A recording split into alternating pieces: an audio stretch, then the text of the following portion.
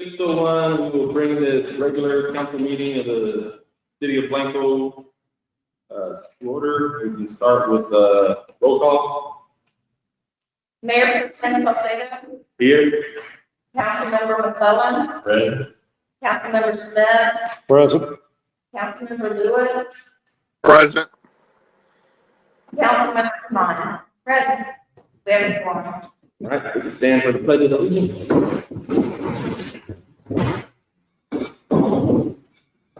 Pledge of allegiance to the flag of the United States of America, and to the republic which stands one nation under God, indivisible, with liberty and justice for all. All right, for announcements, I want to do a couple of quick ones. We're told the bathrooms are not available here, so if anybody needs to use the bathroom, they're free to go across the street to our public bathrooms. The other thing, I just want to thank the Blanco County Courthouse for letting us have this venue, or call this venue. I think, the conditions we're in, we want to be able to hear people, and we don't want it to look like we are not allowing people to speak and we're not listening. So bear with us, and we're going to have some acoustic issues. And like Will said, we have issues over there in the bigger room. It might get worse, so bear with us. If you can't hear us, tell us to speak up. We'll work on it. That's all I have for announcements. So with that, I'm going to move an agenda item, old business. Item number 1, consideration and possible action on COVID-19 updates and review city mask policy implemented in July 14th. So now that we've found a new venue, we just want, we're limited to, like you said, 10, and we wanted in the other building. So we just want to agree to what we want to have in this room. Okay. I'll make a motion that we extend our policy as previously stated with the modification in consideration of the new venue for our meetings, that we will follow the county guidelines on occupancy, and at this point it is 50%. We are well under that number. Thank you. Okay, so we have a motion from Mr. Smith. Do we have a second? We have a second from Ms. Devine. Any discussion? So the number is 50% capacity of the room, is that the deal? That is, I checked with the county today, and that is their requirement. It was at 75%, and they have reduced it to 50%. The 50% of the room capacity is, and that's 200. The 50% of this building is 200. Okay, so I think in this room it's 30 people. Right? Oh, okay. Between the 100 to. So it would restrict this room to 50. Okay. 50 people. All right. We have a motion, second, discussion. Any other discussion? If not, all in favor? Aye. All opposed? Did we get something from Matt? Will? Oh, sorry. Matt, did you respond? To give us one of the. All right. And, so now we will go to item number 4, which is public comment. So this is public comment, not to do with the public hearing that we're going to have on the stadium. So if anybody has any public comments outside of the stadium public hearing, anybody signed up? Lori? I think Everybody stadium? everyone's wanting to talk for sale, right? That's all I have. Will, do you have I think anybody? there's one from the mud. Brad, do you want to talk about the state bill or something else? I would like to talk about the wastewater treatment plant. Okay, we're ready. 3 minutes. I'm sorry, I can't hear you. You have 3 minutes, Brad. Okay, thank you. So my name is Brad Heimer, and my family has owned the property on the east side of the proposed wastewater treatment plant for 120 years, known as the Lindeman Ranch. So I'm naturally concerned with this because my land lies between this proposed plant and the Blanco River. So if there is effluent, it would naturally flow through my property and many others. I believe on the call today, there are other downstream landowners that share my concerns. Obviously, this proposed wastewater treatment plant negatively affects my family and threatens the environmental health of the land we own, as well as the land of many others. Blanco would be much better served to have homes with larger lots and individual septic systems on each lot. I hope that the council has investigated the effects of the treatment plant and have been thoughtful as if our property was your property. Some of the questions that we have are, if the wastewater treatment plans are public information, can we please get a copy of the plans? Would you want this treatment plant next door and upstream from your property? And our main question is, how is this being handled so effluent is not released downstream? Thank you for your thoughtful consideration to protect our land and our city, both now and in the future. Thank you. Thank you. Anybody else, Will? Maybe someone needs to talk to him, give him some information. Yeah, I wasn't quite sure. So Brad, is it all right if I have him call you Will? Because I'm not Yeah, sure what he's doing. call City Hall. So Brad, if you can call City Hall, has to speak to Will Davies and get some clarification for us on some things. Okay, yes, I can do that. Yes. Okay, thank you. All righty, so Question on the subject, is the permit application that has been submitted, is that posted anywhere for people to see? It's not posted anywhere, public records, but it's not been posted out anywhere, it's the task force. So, it's not something that would be made public. This is a public request where we get that.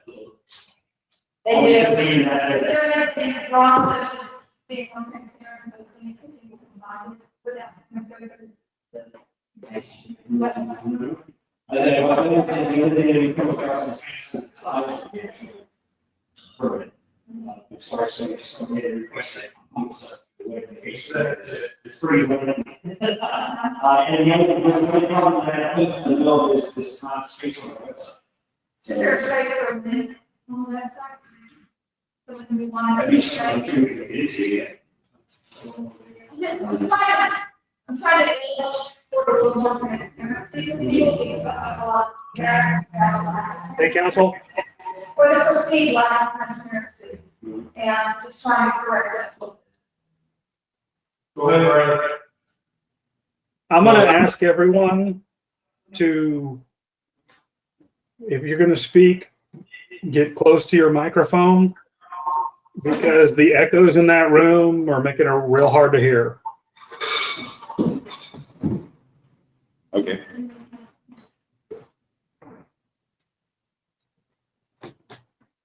Dee, I guess to answer your question, we will look into it. You check it, Brad, see what it. What, is it not available through any other venue like TCEQ or anything? Good point. Sure. It is available to the public, information, whether through TCEQ or through the city, you can do it public information. So we could post on our site, if our site's not large enough to handle it, then we could post a link to where they could access it through the state records, is that correct? Well, I don't know about a link to the city, but you can get a request directly to TCEQ. Okay. How long is your request? If you want to request a TCEQ, you got to Do a request request, directly That's specific one. yeah, you got to it, TCEQ, not through the city for that. but you couldn't look it up, you would have to send a request for records, or wait for them to respond. That's correct. Well, that's correct. And our webpage is not adequate to house or transmit that kind of data, is that correct? Well, it's this big, and I don't have a problem trying to post it and get it on there, but I'll just use, as a councilman, often comes by. I'm not gonna print that out on my home computer, so they're probably gonna come ask for a copy. So most of the requests come to PIR, the city, and we can scan it, email it. We scan it, we gotta scan it in 3 parts. Could the city post something on the website, letting people know that if they're interested in seeing the permit application Request to the city, submitted, yes. that they can certainly ask for it? Yes. Right, or maybe have a copy there at the city offices We do, available for review if somebody We do. wanted to come in. we do have that. Okay. Thank you. All right. That's all we have for announcements. Is that correct? Honey, you want to talk on the mud? Yeah, I need to talk on the mud.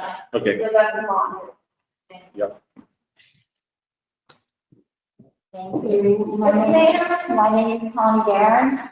And first, thank you for moving the venue to allow some people in.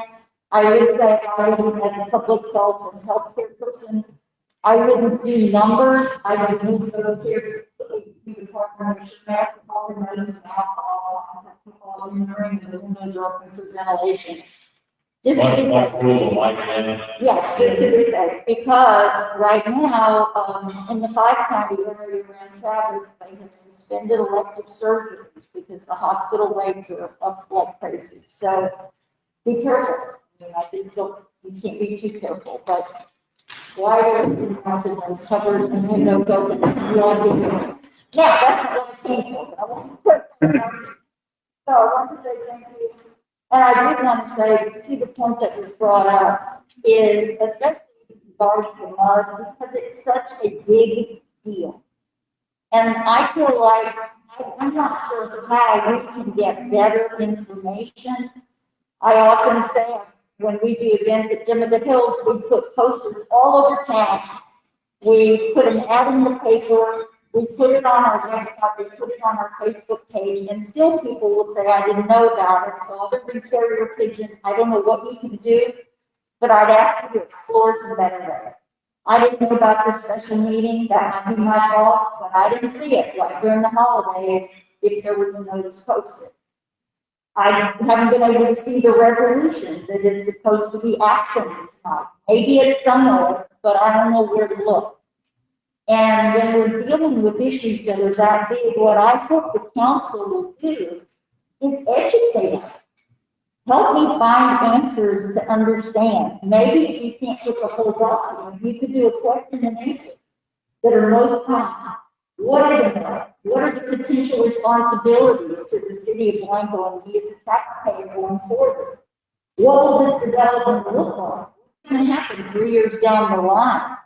And there's a discussion in executive session that goes on, and I wonder about all that information. Is it happening in public, or are you guys talking about that? Because if you're talking about it back there, I hope you'll talk about it in front of me, so I can learn and understand and know what you know about what we're trying to figure out and do. Because it affects this community I live. It's where I live, and I thought I would live forever. But with the growth that's going on here, if we can't get a handle on how that growth goes, I think a lot of other people may not live here forever. And that's a sad thing, because we came here for what we love about it. So we need your help I need your help, because I'm a policy. I read statutes. I used to write statutes. So I want to help me learn, educate me. Thank you very much. Well, thank you.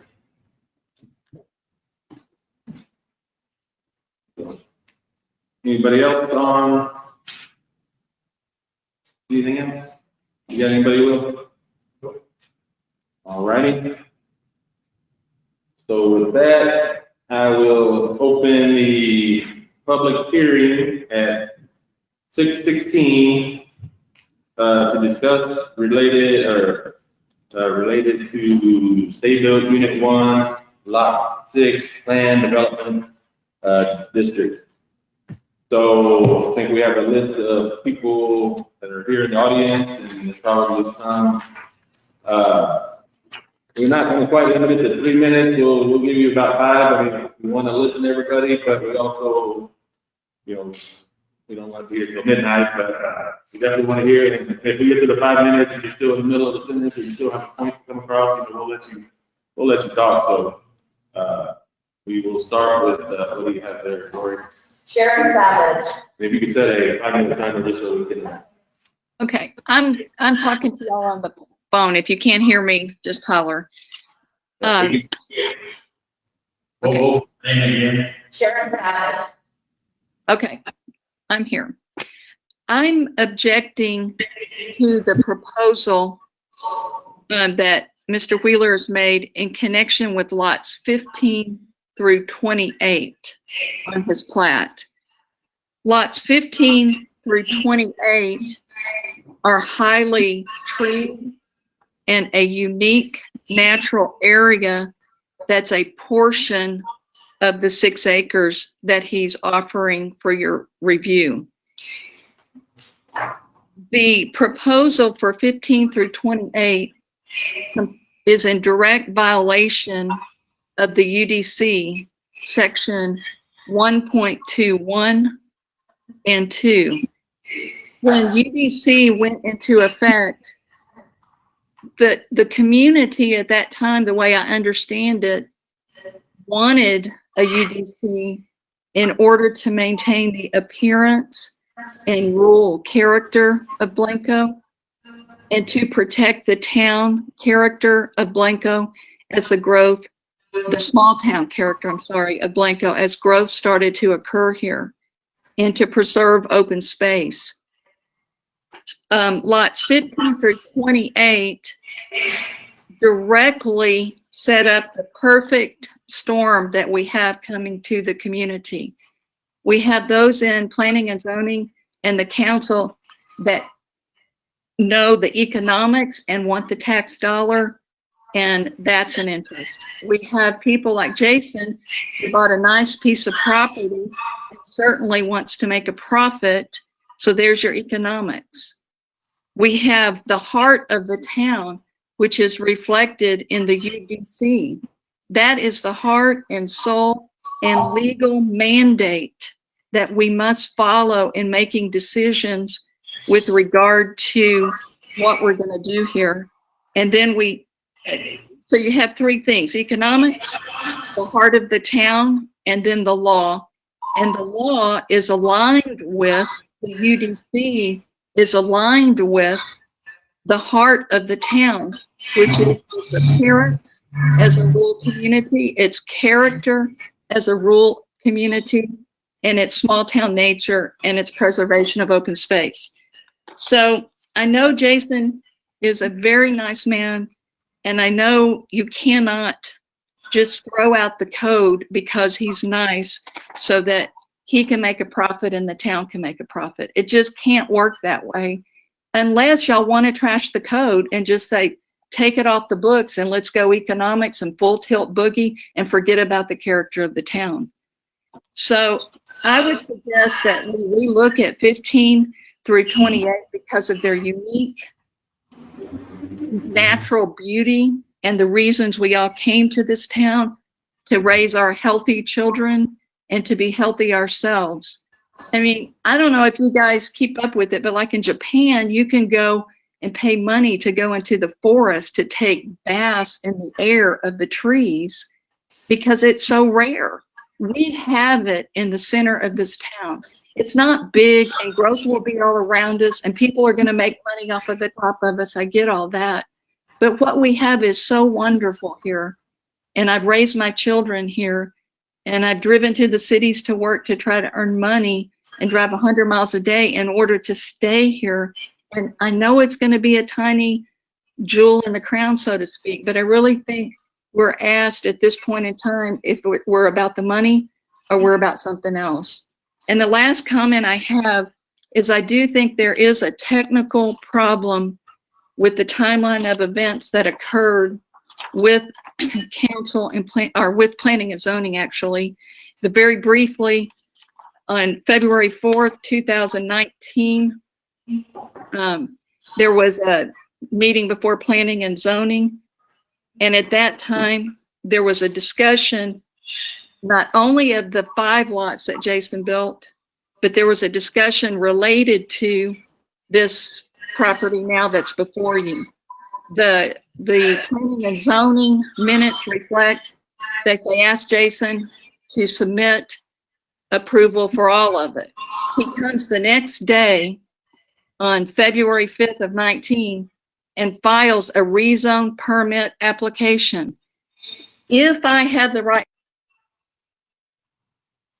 You can go ahead and continue. okay, if I had the right paperwork on that, that when he went in there on the 5th, what he attached that I've been provided is only an application to rezone the 6 lots, not all this other stuff that's now lots 1 through 28. And so I think a mistake was made at that point, because from what I'm seeing, the application that was posted for the required 15 days was solely on 0.829 acres, which is the 6 lots. Irrespective of that, a special meeting was held where Jason's issue was presented, and they decided in the special meeting of planning and zoning, let's just rezone it all. We don't need a plat to see what he's doing. And even though his application only has the 0.829 acres, we'll just do it all now. If in truth and in fact, I do have all the paperwork and I can't verify that, I really had help with the city secretary to try to get the archive records. That in and of itself suggests that there's a technical problem here. I don't like technicalities like that, because then Jason just goes back to the drawing board, everybody dots their I's, crosses their T's, and we're still back to this big discussion that we're here on tonight, which is, can we preserve anything that is required by the UDC and required by the heart of this community for what we all come out here and live in here for and raise our children here? Can we preserve it? And I would ask that you look seriously at lots 15 through 28, where that grove of trees is, where all of the deer herd lives, where the box turtles live, where we listen to the birds and not the sirens, where our community walks every single day. Thank you. Thank you. Thank you. Lori, who we have, or do we have any bail bills? I'm not got all that. No one is actually here, otherwise. I think everyone else can do them. We have, Doug? Oh, I know. Thank you. My name is Doug Krause. I have had the great blessing of living in Blanco, practicing dentistry for the last 41 years, which means I'm actually still a newcomer. Some of you have been here for generations.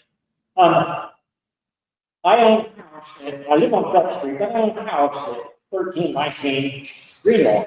It is directly across the street from the center of the proposed development, and it is pretty much between the hill that is on and Cow Creek. And my concern is on drainage. Can you tell me, I have a question for you first, can you tell me, has there been an engineer consulted and an engineered drainage plan to alleviate the risk that I feel? Has that been done? I can tell you, I had asked Mr. Faust, Dr. Faust, I'd asked the same question. The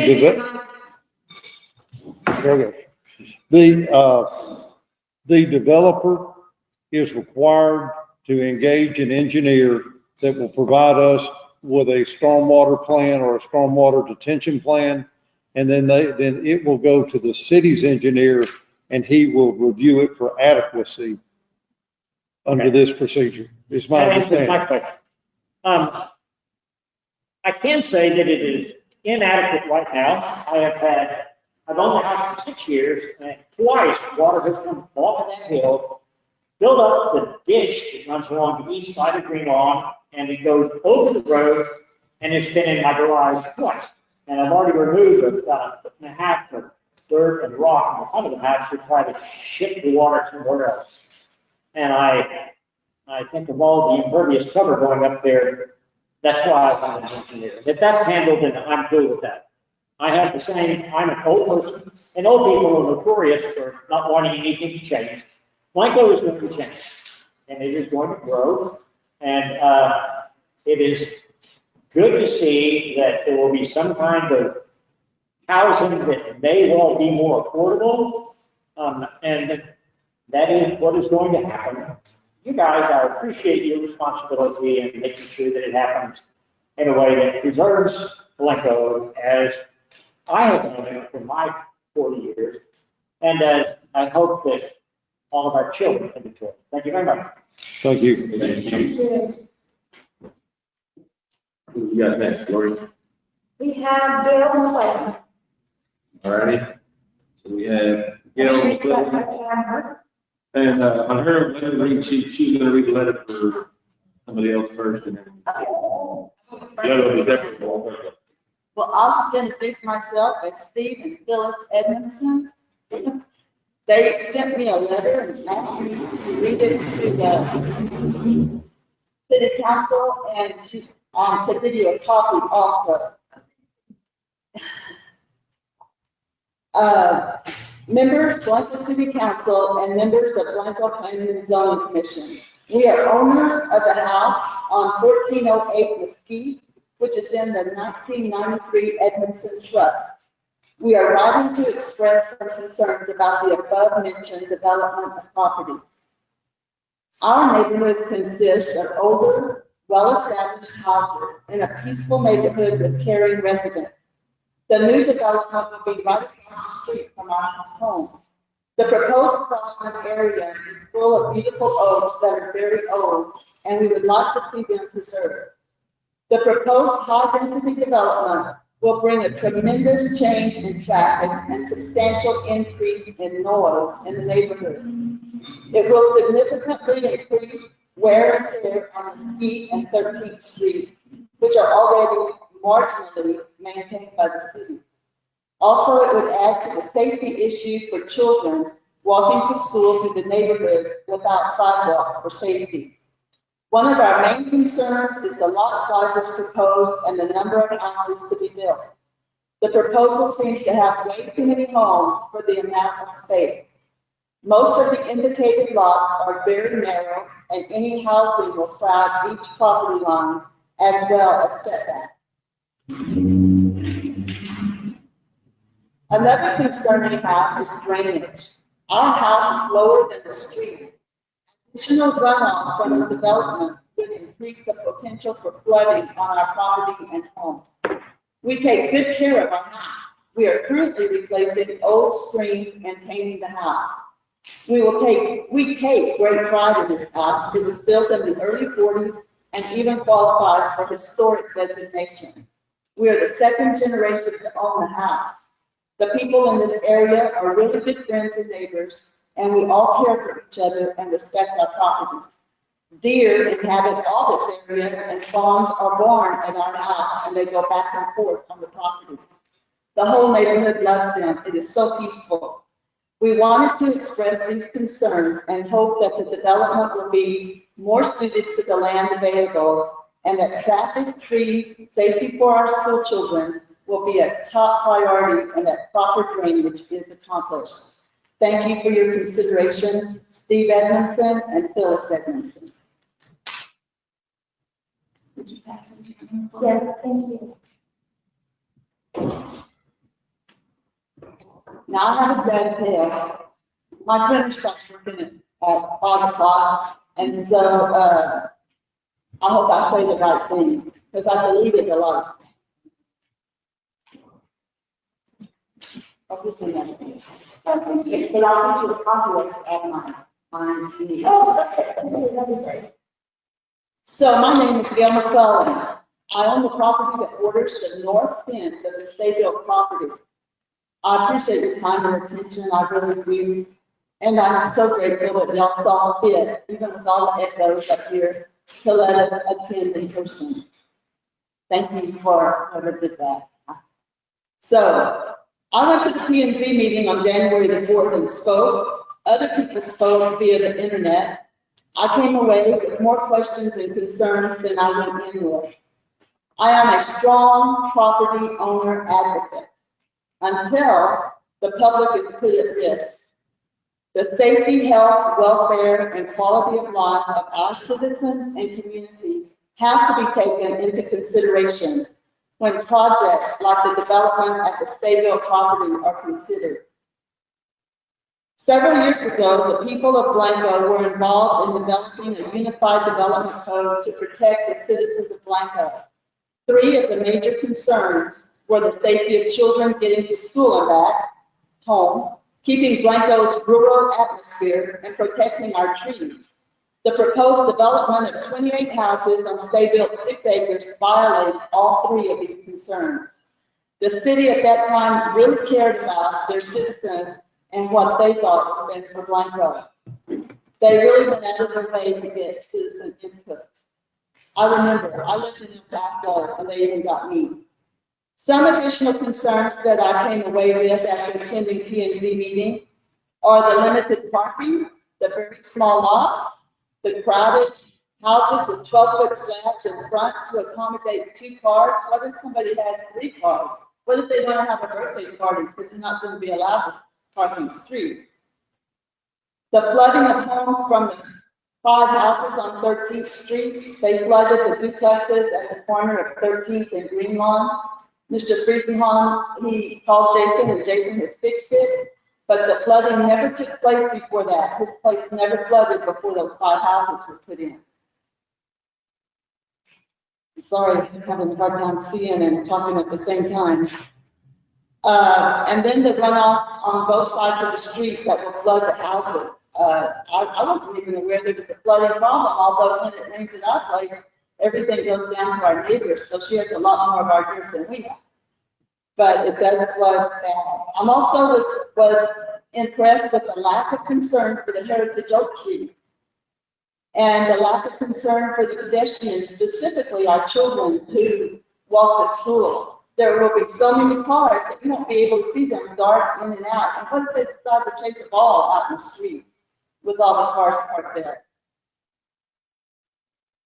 So, if you've seen the beautiful groves of heritage oaks on the property, you must wonder how they will get that many houses built around those trees, because they take up that green belt I call it. The county extension agent told me just last week, because I called him and asked him about the health of oak trees. He said that it was really dangerous to put that much cement and asphalt around the big oak trees. But I think other people will probably tend to that. Mr. Sparrow did say that we could have a holding pond for the drain off if we cut down more trees. Mr. Sparrow also said the street could be widened if we cut down more trees. It really seems as if the property does not meet the needs of the proposed development. If you have to change it that much, the UDC codes, then maybe that development belongs someplace else and we need a new development for Stayville. Because I do believe that Jason has the right to make money off that place, but just not at our expense. Maybe we need a new plan for this property, and the plan that's given to us needs a new property. I want to ask you to please vote against the current development proposal because of the safety issues for people, the safety issues for the heritage oak trees, and because it compromises the integrity of what Blanco stands for as far as a small town rural place. And I also want to tell you that if those trees get sick, then my big, beautiful heritage oak trees are at risk. Here's a list of some of the reasons, not that I believe.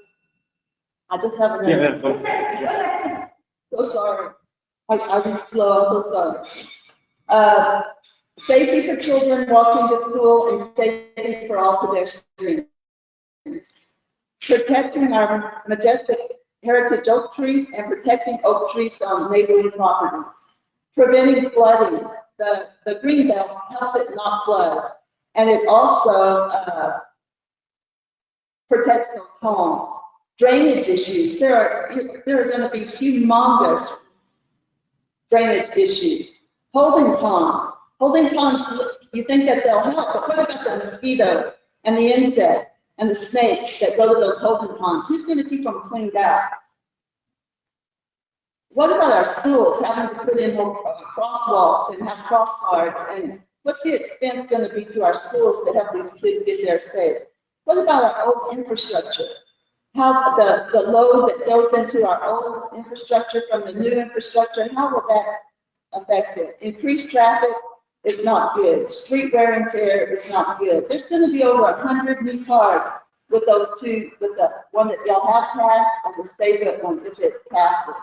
Fire safety, access for emergency vehicles, crime. Anytime you put that many people in one spot, your crime increases. Compromising our small town atmosphere, compromising our neighborhoods and community safety, and compromising the health of our citizens with all the extra noise, traffic, and stress. I'm almost through, I promise. It makes common sense that these problems should be addressed before any final plan is approved for this state-built property. The community's protection should take precedence to building buildings. We depend on you to protect us. I propose the size of the lots at the minimum increase to 1/4 acre.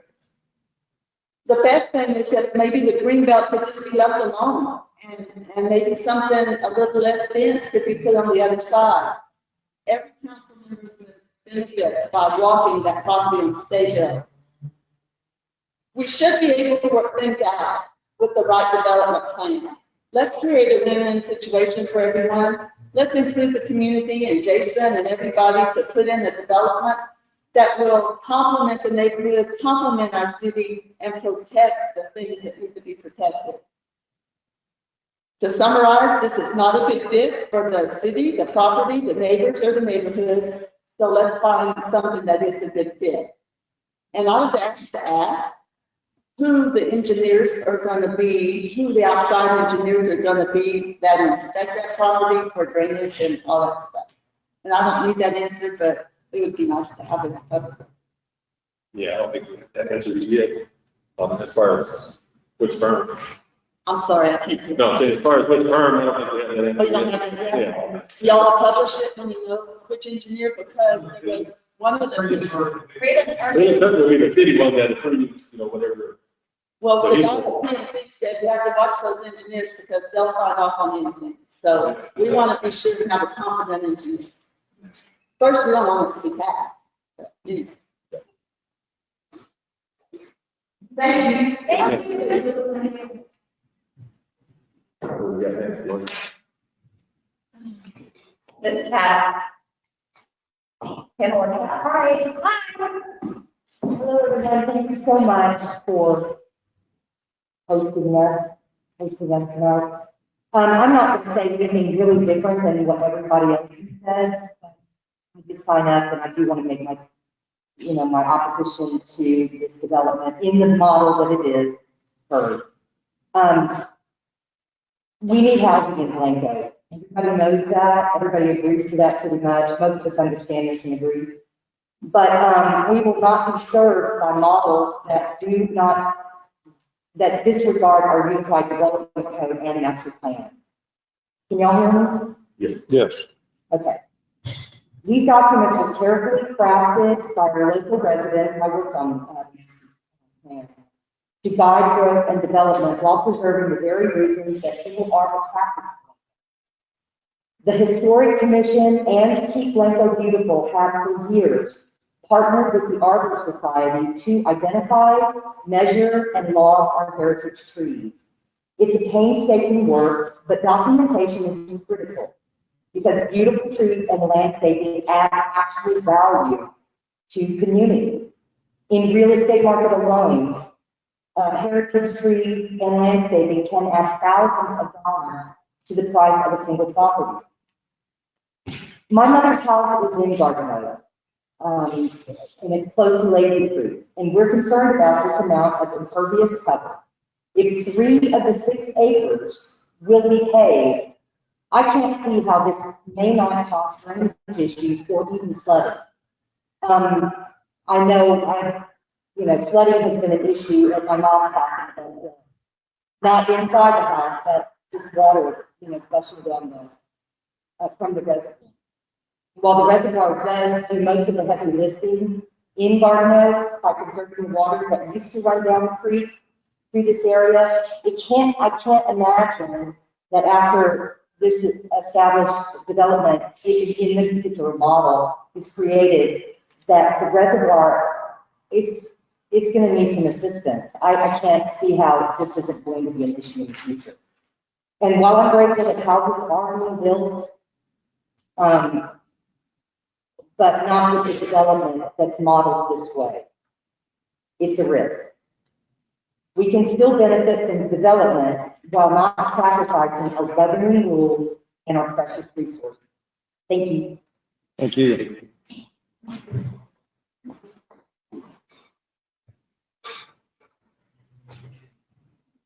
Who do we Okay, have? one more. One more. Okay, Warren. Hello, thank you for hearing us today. My name is Paige Warren. My family owns the property that abuts the Stable project. I grew up climbing those oak trees. My kids climb those oak trees, not on state belt, but on our property. And I hope that my grandkids and great-grandkids will have the opportunity to climb those oak trees. And I'm not going to say anything that's much different than what's already been said today. I think we all feel similarly about this project, but I do want to go on record with my thoughts. So to be clear, I'm speaking against this proposal as it is currently proposed. In doing so, I'd like you to understand some of my values, which have brought me before you today. I value community, I value nature, I value property owner rights. This project threatens all of these values. I ask you to answer these questions before voting on this project. First, what will happen to the heritage oaks? Have you walked the grounds? If so, you can't help but appreciate these oaks. They're majestic. Have you seen the layout of this project? Do you know the amount of ground that is covered by concrete via foundations, driveways, streets, and sidewalks? With 28 homes being built on such a small piece of land, this will be extensive. Per the ag extension agent, building on the root system of oak trees will weaken and perhaps kill them. Scarier than that is they will become prime candidates for oak wilt, as it threatens our town's borders. An oak tree that takes on oak wilt immediately jeopardizes all oak trees within a radius of about a football field. This includes most of the heritage oaks on our property. Anyone who lives in Blanco can appreciate the value of an oak tree. People don't come here for the cedars. Our job as a community is to protect these oaks and give future generations a chance to enjoy them as we do. Next question. Can you speak to the impact on property values that surround this project? If you've driven in the area, you can attest to the space between homes, the mature trees, and the calm, peaceful living our neighborhood enjoys. Kids are safe walking to school and riding their bikes to the school. Will adding 28 homes on one block hinder the safety and peace? I think it will. And my final question is, how many small homes does Blanco really need?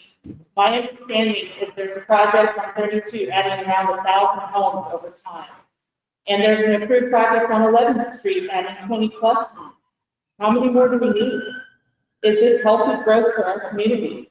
Can our infrastructure sustain this growth without causing discomfort? So in conclusion, I value community and I value property owner rights. I don't wish to deny the property owner their rights to build and prosper with this land. I'm confident this land will make a wonderful home for many should the owner proceed. I look forward to having neighbors and expanding my own community. I'm merely asking that you vote no to the current proposal.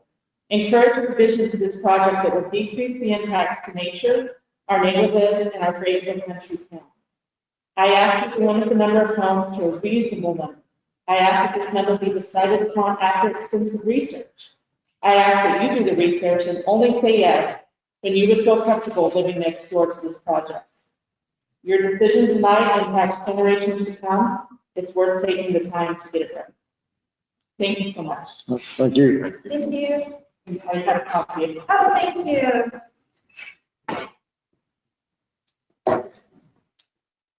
Yeah. Anybody else?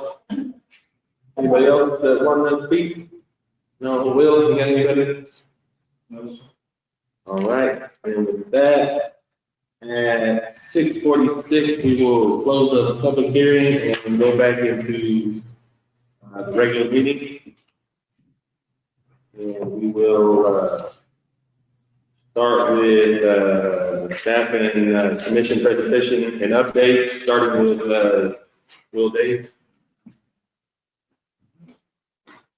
Would it be appropriate to change the order? Go, And knock this out?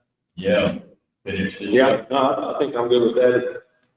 Take I that. have- yeah, that was- You got it, okay, yeah. Unless they want to hear the police report. Yeah, okay, let's, do that then.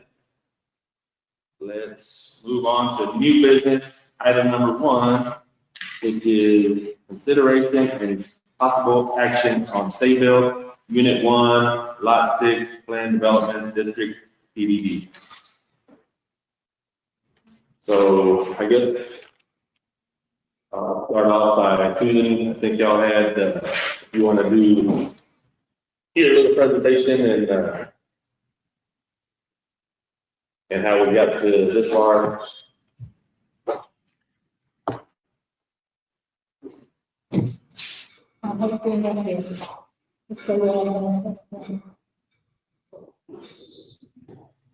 Take into that microphone. You want to share that?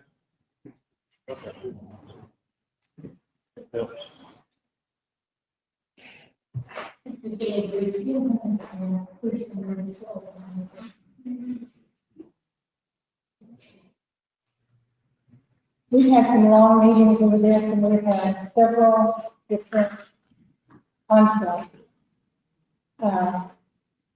We have 5 citizen input that came to the PND meeting.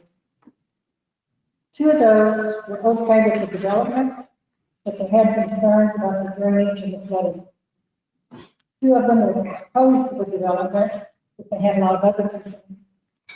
Those concerns are lot size, number of homes, drainage, increased infrastructure problems, increased traffic, and walking safety.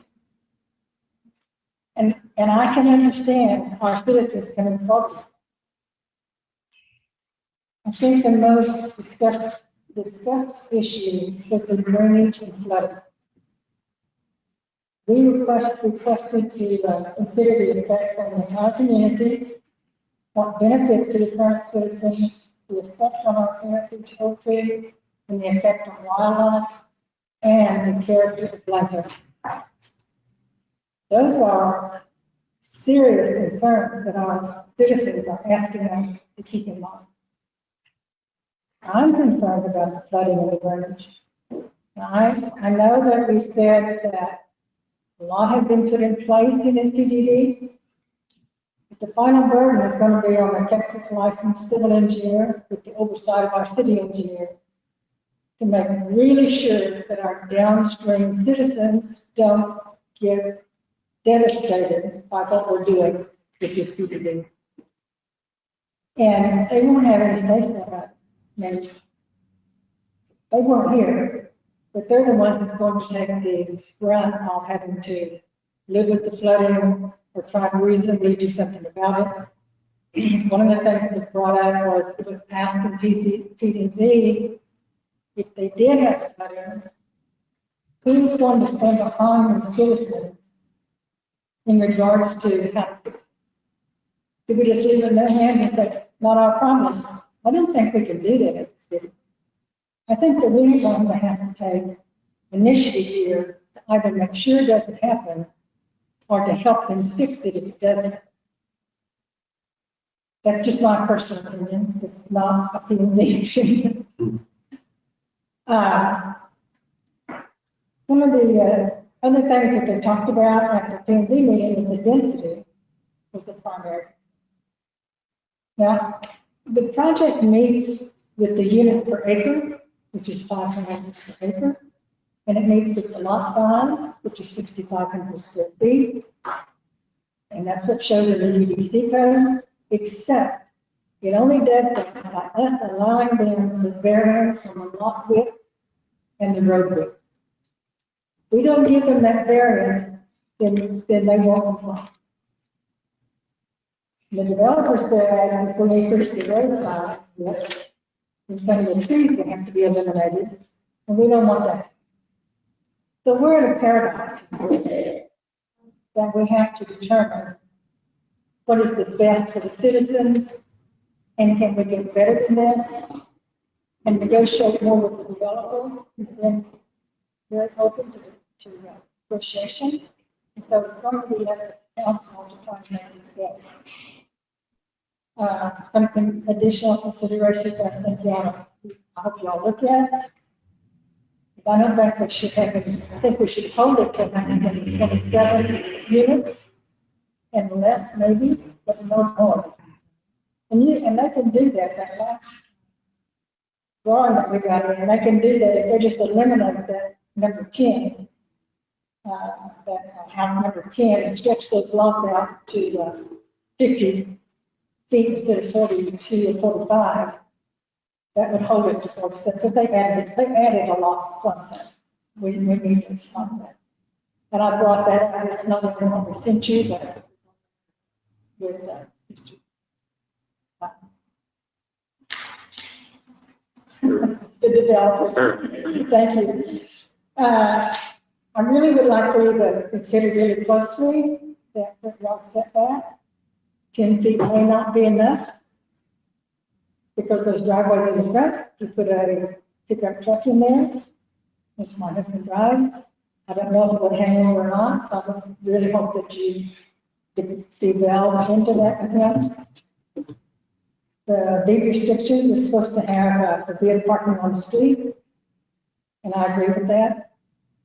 I don't know how that works when you have visitors come over, because that's not a homeowner parking on the street. So that's something else that maybe you can get more clarity on. I really hope that we don't have storage in the front of the house. And that means that our code enforcement people are going to have to step up, because we know that that's going to be a problem. And as I go through the city and look at what we're looking at, we have some areas that look really nice.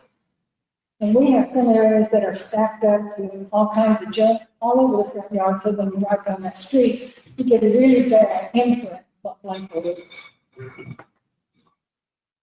And that's disturbing to me. The other thing that we want to look at really hard is, I don't think that we need to leave the number of buildings in an administrative approval of one person. If we're going to add buildings, I think the city council needs to look at that, not just the city administrator, because that's going to make a big difference in the property. The other thing is, if they don't put a garage there, then we need to make sure that we have access to the backyard for storage for these people. They have to put their stuff, if my husband says you got to put your junk somewhere, and we don't want it in front, put in a storage shed in the back, but they have to have access.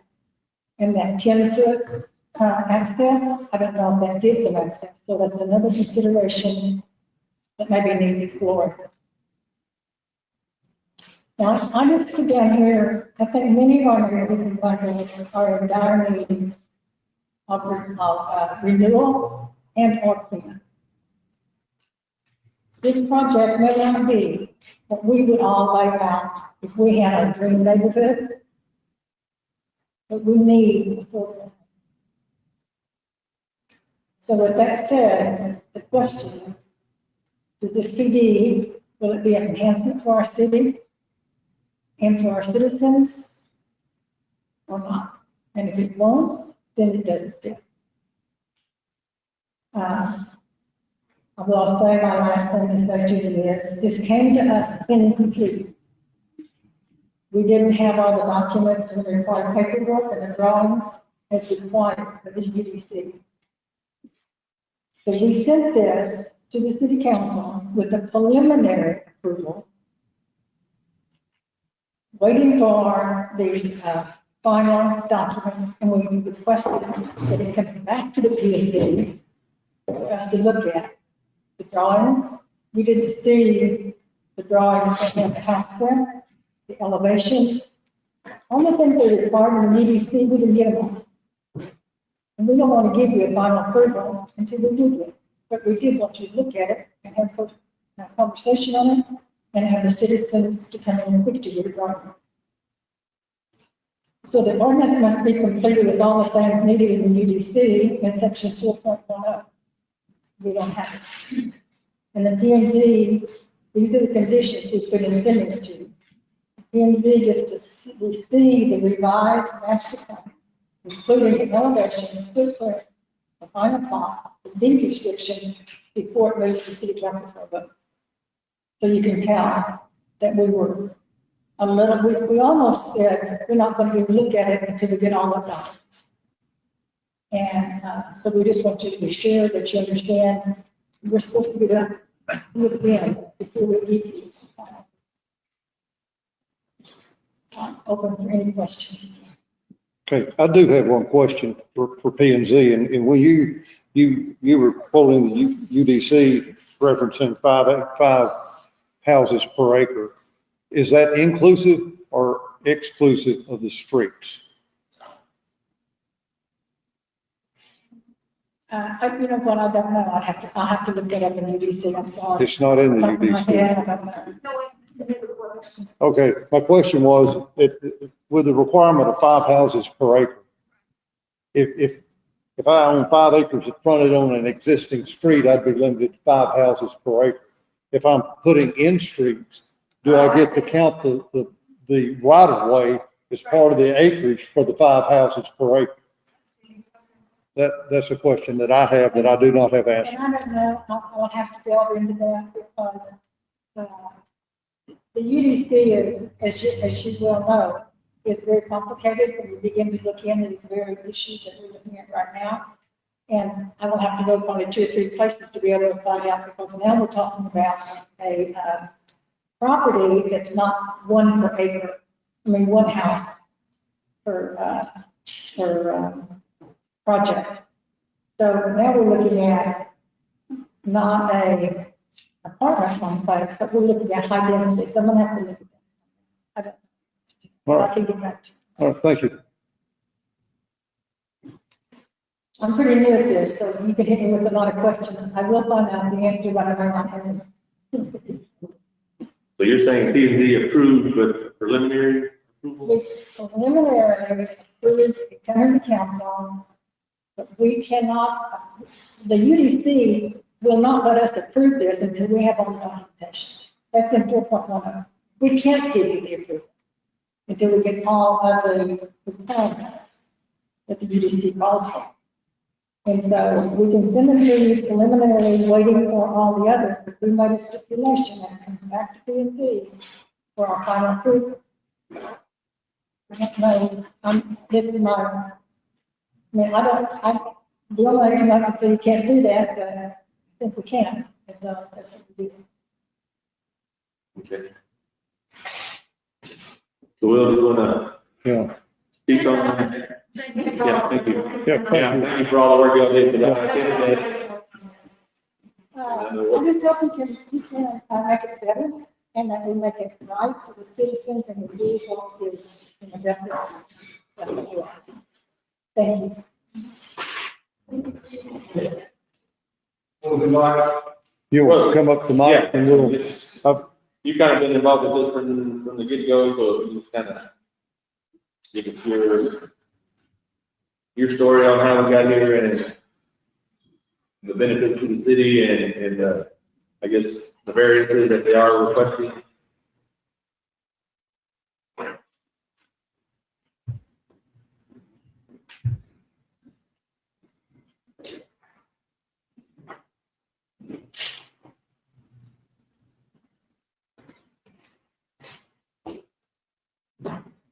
Okay.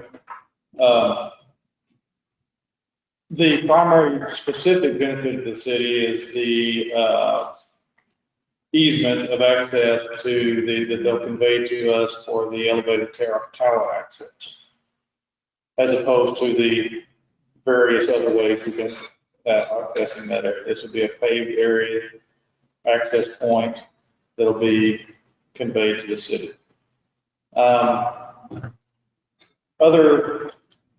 There are some paving requirements that are in the PDD for them to take care of to benefit the city.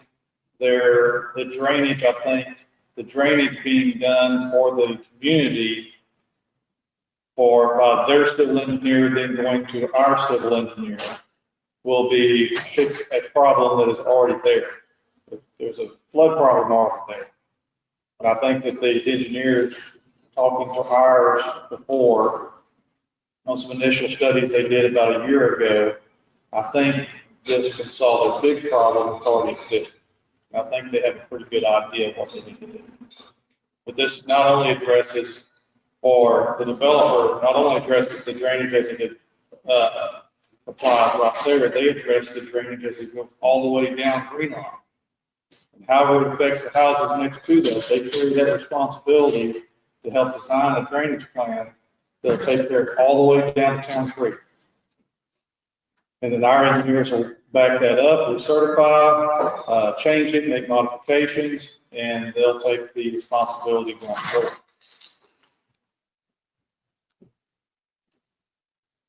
Questions? Okay, I guess I've gotten confused, okay? I've gotten confused, Okay. all right? And this is coming to us for action, and they have preliminary approval at P and Z. Is that correct? It's conditional approval. Conditional I approval? believe conditional is a better explanation. Non-preliminary. Conditional approval was based on the fact that at the time, he had actually sent the master plan with the exception of the location of the pad sites. P and Z wanted to add the location of pad sites and did not have elevations because the elevations have not been completed depending on what size type of house we're putting on there. The agreement was for him to come back to P and Z. They would send this on to council for council approval, and he would bring the plat and the elevation, final plat and the elevations back to P and Z.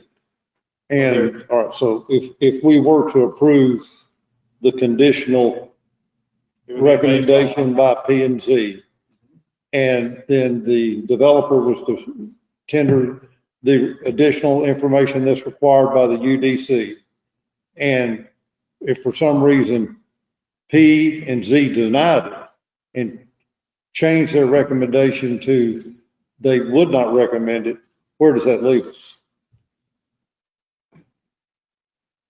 In a very bad spot.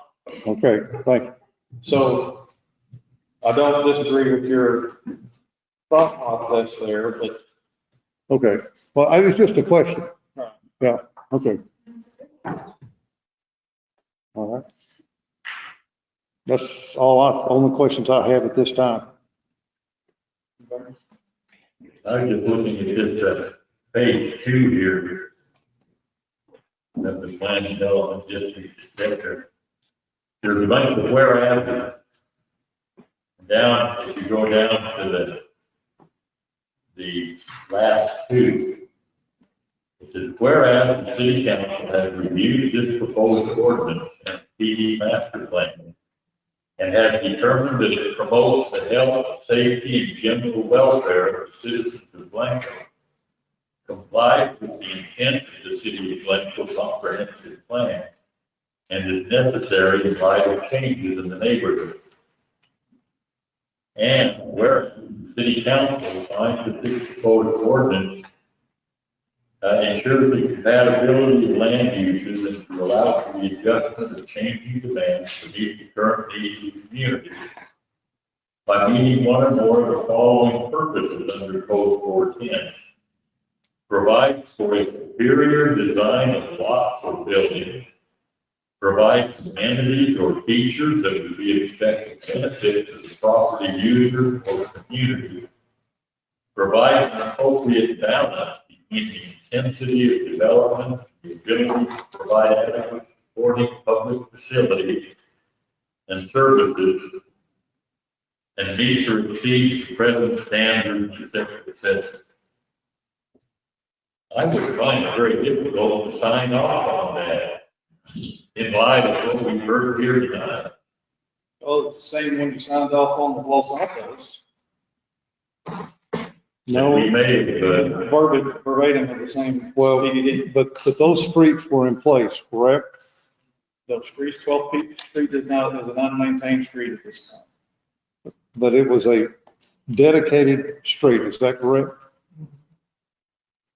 Undeveloped, yes. Okay. it's just I look at this, the plot here.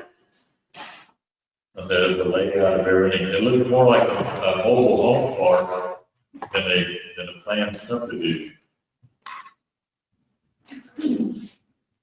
It's,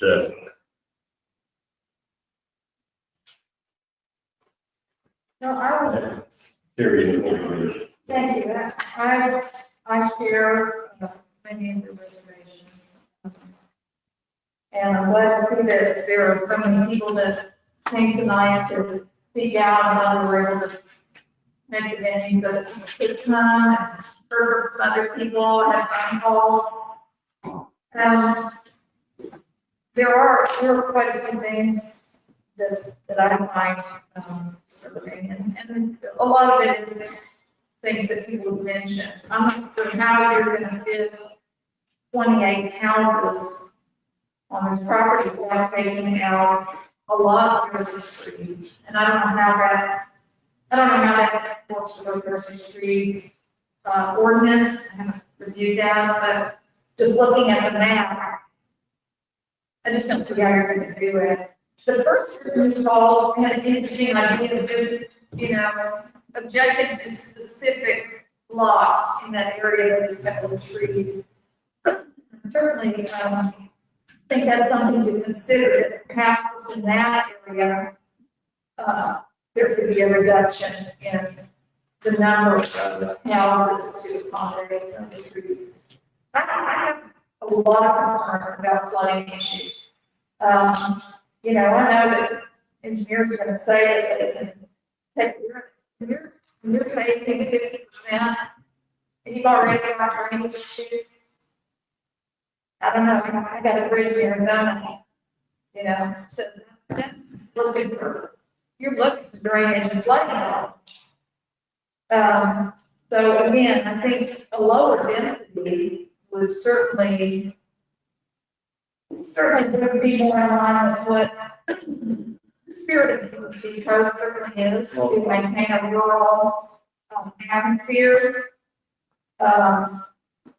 Addressing the heritage trees, addressing the drainage issues, all of those things, and just to careful, not to mention, again, this parking issue. Let's say this, I'm not sure why we have in place the UDC, the master plan. If they were just going to give variances and people don't have to follow the thing that the citizens put together, I mean, that put together a huge amount of community input, because this is the type of community growth we want. So we're going to just give variances to everybody that comes along and goes, I know it's simple, but can I do this? What's the point of having it in place? The variances should be for circumstances where, a unique situation. A unique situation is what a variance is. It's not just because the developer wants to fit 28 houses on here and have skinny lot lines and less setback and no parking and narrow streets. All of these things, like where's comes to visit? That a concern, we're talking about the mud up there at 32, and we have indicated that, in order to partner with them, they need to follow our Blanco City codes. But then we here in the city implement all these variants. How can we require them to follow our code if we don't follow them ourselves? It's a little ingenious. Well, Because there are going to be, more developments. There's plenty of, looking at the map, there's plenty of 5-acre 5 to 20 acre lots around here that are zoned mixed use or, there's gonna be more affordable housing available. We don't have to get it all on this piece of property. And I'm here to say we need some affordable housing. Glad to see that this is coming in, hopefully, at a price point that we can afford. But we don't have to have it all on this. And we certainly don't want to set a precedent so that this is the model that's duplicated. When the next one comes, and somebody with the 3 acres and the 7 acres wants to duplicate this model. I don't think that's what we want. I think you're addressing me, but it should be more to the developer in some of your comments, which is fine. He's here. But I wanted to, but he can answer some questions differently than probably I can. I'm a good target. I got the target right here. I'm not complaining, I just wanted to, acknowledge that he's here. Right there. No, but I would say that my point is that the original, this PDD was based off of the Los Altos. The verbiage, there was variances that went along with the Los Altos as well. And while there are streets that were existing or will be developed, developing an additional street that's currently not used as a through street and not used as it's not paved, it's not used as a through street at this time, but will be. But it was based off of that because that was the point that was acceptable through P&Z before and through council before, just not so many months ago. But I have the same concerns I have about that, and I voted. I'm not attacking or arguing you. It's fine, Just discuss. I'll stay in this hook. See, having approved that, I think we put this one on top of it. Right. And that's a very high, a lot of high density housing Exactly. right there on the Reno. And then when we've done it twice, we lose ground every time. But the next one's coming. So with that said, with the foundation of what was based on the previous PDD, Sparrow had come to, the developer had come to P&Z 2 times as workshops to get feedback and make directive to get to the point where we were at today. With the exception of a couple of items with the final plat and the elevations were not presented, he followed all the direction of P&Z up to that point. Now, the density is still, I think even when we left there, it was still questionable about the density. And I think the minor adjustments, that's something that could be negotiated with. No one's coming to run it down your throat. But the overall plan is that it was presented in workshop several times to get to this point through P&Z. Now, while council may look at it as it doesn't need that kind of density, P&Z has directed that high-density developments in certain proximities to the school and downtown should be in those areas. So it's not, high density still needs to be 100% defined. So what is high density in that area? Is it 20? Is it 30? Is it somewhere in between? Don't know the answer to that. That's something P&Z has to help direct, and that's what we work through to get to this point. So I got to throw this out. Would apartment complexes sometimes be preferable to this kind of single family dwelling for low income housing? It seems like parking and everything could be figured out easier, perhaps with less ground being covered than single family dwellings like this. I don't know. you see, that's where we come into the zoning issues, is certainly not zoned for apartments, in which would come back to having to either have a rezoning for that one spot area, which would be a spot zoning situation, or a PDD, which would allow it. So that's how you get to the PDD. Yeah, this probably would not be the place for apartments, but at least in the future, for low income housing, maybe apartments would be the way to go rather than this kind of a. Well, I don't even know, this is technically low income housing. Or even smaller square footage and, you know, And what, I don't even know what we're talking about, Mr. Sparrow, when we say affordable housing, what are we talking about? The goal, in my conversations with the preliminary competition to build, would be to try to stay around 200,000. 200,000. And lot size So you're gonna say that's barely affordable housing for a lot I'm not arguing, but the property in Glenville is where it's good. I understand.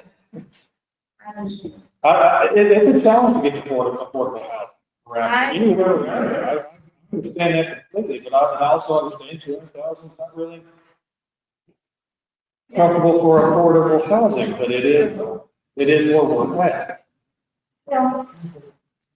so right now it's zone R3, is that correct? Yes.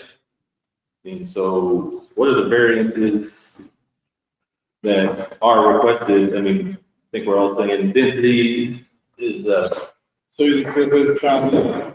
Well, I mean, I've got a list. because I think, I mean, we understand, we meet the square footage or the, Square footage per lot, we see the Per lot. minimum square footage per lot. some of our widths. We're thinking, I think 50 foot would be the requirement for an R3. 60, An R3? R3 60. Mr. Smith, I'd like to move the meeting. I'm sorry, what? You'd like to? Well, when they get ready for a motion, I'll take off. So I guess, We had a discussion, Susan, about the 50-foot lots as opposed. Do you remember what that was? I've got it here. No, I was trying to remember what we discussed about wanting to fit the mold, 50-foot lots, but not 45. Well, they asked for something from 60 to 40. And here on the map today, it says 60, the variance will be from 60 to 45. Well, I know in Richmond, they asked for 40. Okay. And yes, and then they're saying it's 45. But he only has 3 lots in there. If you take away the 3, Take one lot to the 10. 40, because they added a lot, it made those go 45. It could be 50. Yeah, which would only give 2 lots under the 50-foot limit. And that makes a big difference in that one spot from 4 to 10. What I said was, it looks like town. And we need to spread it out to the people in the room. But the 2 variances we gave were the road width and the lot width. So we stayed within the 6,500 square feet per lot because of the depth. And so, and we had 3 hours of discussion regarding those 3 things. And we didn't come to the 100%, we didn't get it. 4 lots and 2 instances. So I'm just saying to you, if I decide that we will extend the meeting, what we have negotiated with the spot, and let the council has additional eyes, what are we looking at, and what are you hearing from the citizens, because they put on.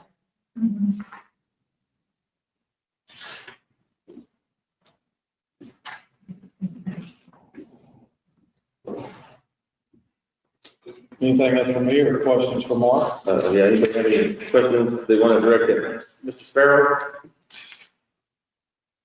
No. If we want to let not see it. No, I don't want to stand there in front of the camera, not doing anything. But if you have questions for Mark, Well, I guess I will ask one question. With the current plan, the way it is submitted now, will any of the heritage oaks be removed? that'd be the more question.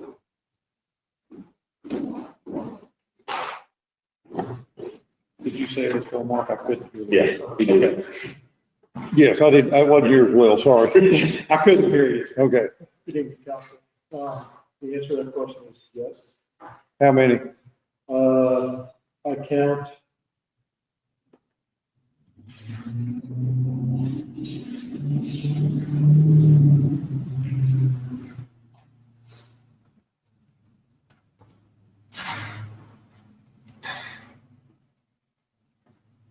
probably 3. And what size? Okay. I'm sorry, what was the answer? Okay, I have one other question, Mr. Sparrow, is, you know, we're discussing stormwater detention. And, you know, the state statutes or standards that state that you cannot increase the rate of outflow from a piece of property. Would it be your developer's intent to decrease the outflow to accommodate and to eliminate some of the other flooding problems that are taking place now? it's our intent to kind of repair the existing drainage problems that are occurring now and not add, when we develop the community, any additional drainage problems downstream. Okay, so your intent is that the outflow would not increase, but you would improve the existing city drainage that is accommodating the other properties at this time? That's correct. Okay, thank you. I don't have any other questions. Any other questions? Anybody else have any other? What are our options? Well, that's a good point. So.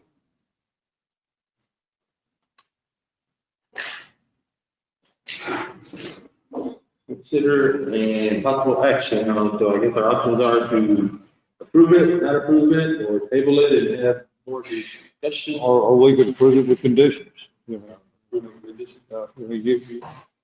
So.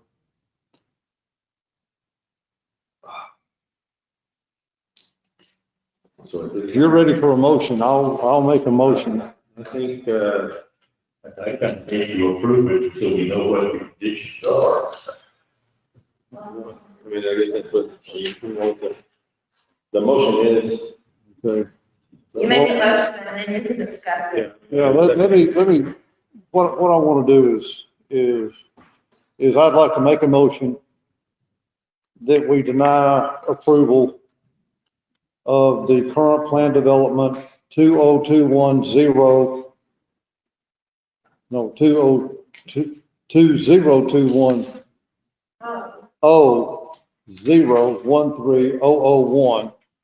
But what I'd like to do is come back to the developer and tell him why. I mean, it's one thing for us to come tell you no, but if I don't tell you what I don't like, then how do you know what would be, I'd desire you to correct. So that's my motion. I'll be glad to go, there's several pages.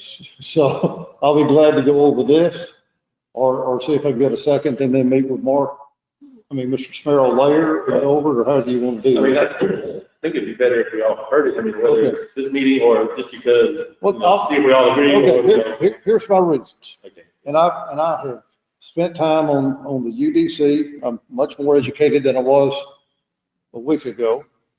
And I have gone over several things. I've looked over the proposed ordinance, and under the,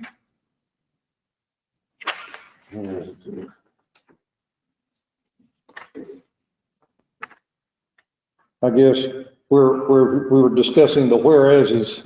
You know, I don't know what the term "be read in harmony" means for the UDC. This would be under your whereas the master plan and the uniform so shall be read in harmony.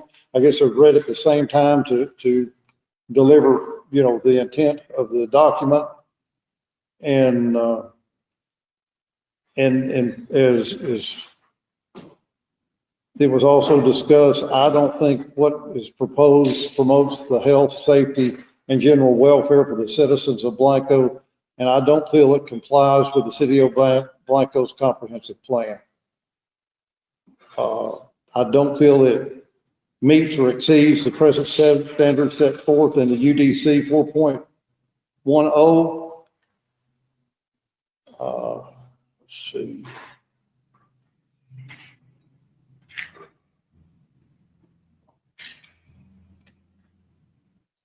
And if there was a discrepancy in between this document and the UDC, the plan development would control. Yeah, that would be it. Yeah,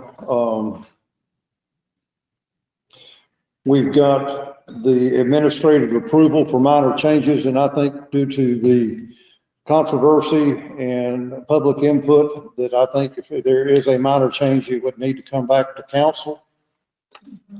We're addressing the cumulative remedies and penalties limited to 2,000, and I don't think that the cumulative total should be limited to $2,000 for violation. Under attachment A, 2.3.2A, I would like to reestablish the lot width at 60 feet. 2.3.2B, I'd like to establish the minimum setback at 20 feet. If you're going to have off-street parking and you're closer than 20 feet from the property line, you're going to be encroaching on the right-of-way. And looking at the lot layouts that were presented with the silhouette homes on it, you would not have room to park in front of the houses. Under 2.3.2C, this is where you're altering the side setbacks. I'm not disagreeable to the 10 feet. I would want to know how if it was being the deed restrictions or covenants, that how if I owned a home in that house and I had a 0 lot line house, I'd be able to maintain my window screens, my paintings, my eaves, my gutters, things of that nature. And then 2.4.2 goes back to the lot width at 60 feet. 2.4.3A has the front setback at 20. And 2.4.3 is redundant back to the lot maintenance or maintenance with the 0 lot line.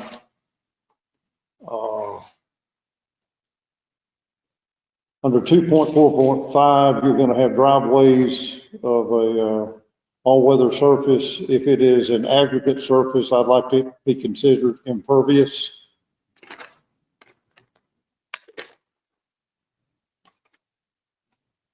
Oh boy, here we go.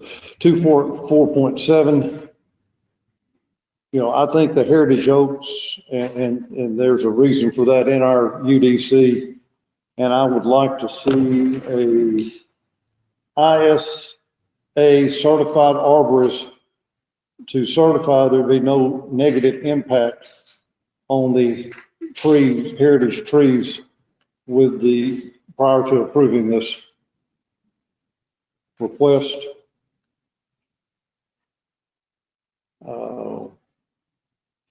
I wanted to clarify that we've got on 2.4.9 that they're giving the city approximately 98 feet by 120 feet as a city park with a $5,000 allowance for improvements. And the city, with our current budget, would be hard pressed to do any more than probably sidewalks. That if you're going to put in playground equipment, current standards require ADA equipment, and that would cost maybe 5 times that allowance. 2.4.11, I'd like to reestablish the right-of-way at 50 feet. 2.4.11, would like to see this minimum street width 28 feet back to back, and that's if it's curbed and guttered. If not, then it would be at 27 feet. There were notes that the parking would be in the deed restrictions with signage. If there was an issue with parking, we'd like the cities to have the discretion to enforce a parking sanction on the property. I don't know, I don't guess sanction's the right word, but to be able to discipline that portion of it. I don't want to be trying to enforce deed restrictions. Typically, on-street parking is not allowed at night.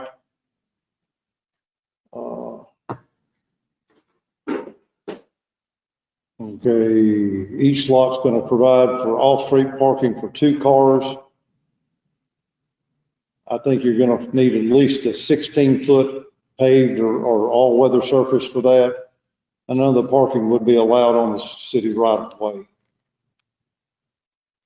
I have not gone to Ronnie with this, but I would like to also find out about adequate water flow for fire protection. You've answered my questions on stormwater detention.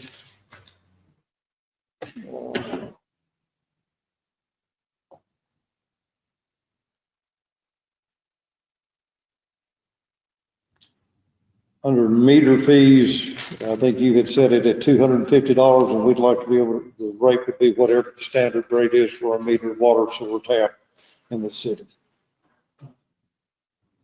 So those are my comments for my denial. Let's clarify the $250. The $250 is the tax already going to be set by the end of the. So there wouldn't be a tap fee, it'd just be a meter fee. It's just a service fee, connection fee. Okay. It is. Well, then you can waive the tap. If they set the taps when they run the lines, then you can waive those fees. And then it would just be the standard meter fee. It's a meter fee plus $250 per connection for the city for servicing that connection. All right. And it'd be $250 for water and $250 for sewer. That's correct. That's exactly what we put in Los Altos as well. Okay. Well, those are my comments.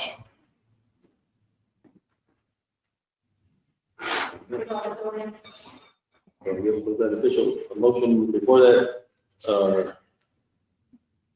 Yeah, I just wanted to hear, where we were. Okay, well, and I certainly, we appreciate them working and coming to Blanco to develop property.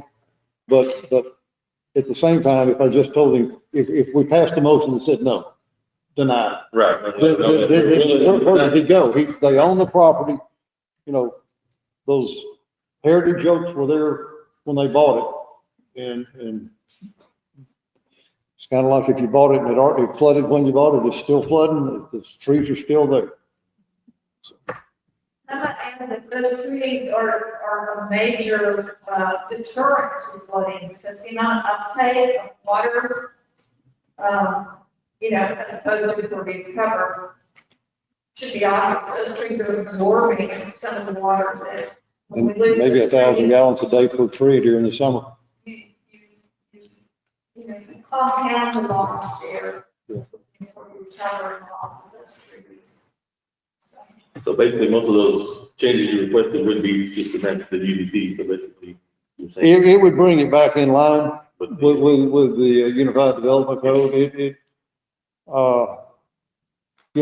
But again, the trees are an issue. The trees are in the Unified Development Code, and the heritage oaks are specifically spelled out in there. And so, we've got, I have to feel comfortable with the impact on the remaining trees. All right, so eliminating all the numbers, what was the motion again? The motion was to deny the application. So we do have a motion to deny this application. Do we have a second? I'll second it. We have a second. Any other discussion? And we haven't heard anything really from Matt. I'm not sure if Matt wants to say anything. Matt? I don't have anything to add this time. You what? Doesn't have anything to add. All right, so any other discussion? If not, all in favor of deny, all in favor to deny. Yeah, and what's Matt votes? Okay. So Did Matt have his hand up? Yes, we'll give the thumbs up. We get it. All right, thank you.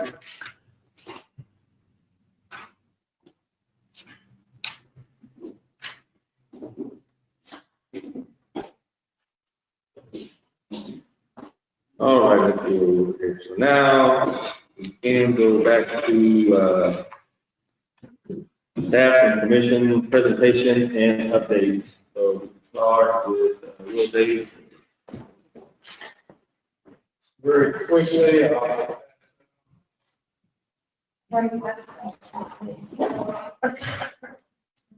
this is a Thank you. Okay.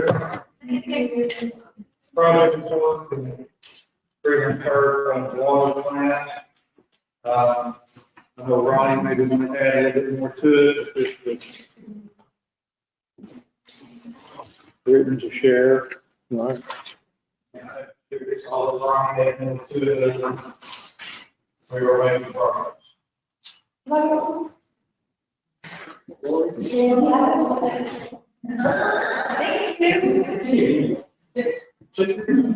Oh, my God.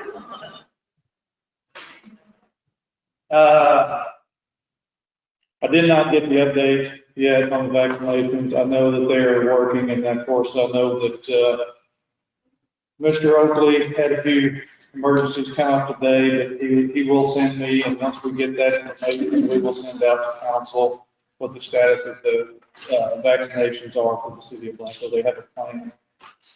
But he had a few other emergencies come up today and did not get all that information.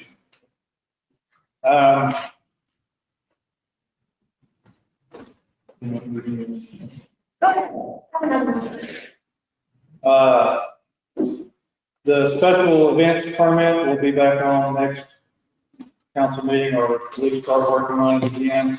I'll get that, the foundation put together, get it sent to Brad, get him to review.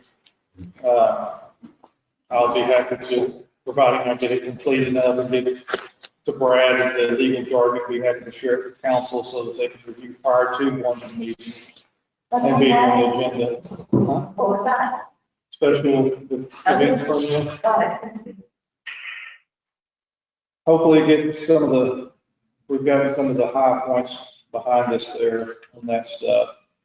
I know, Mr. Vine, you had asked one of the many questions that I've received from other people that you've asked as well about political signs.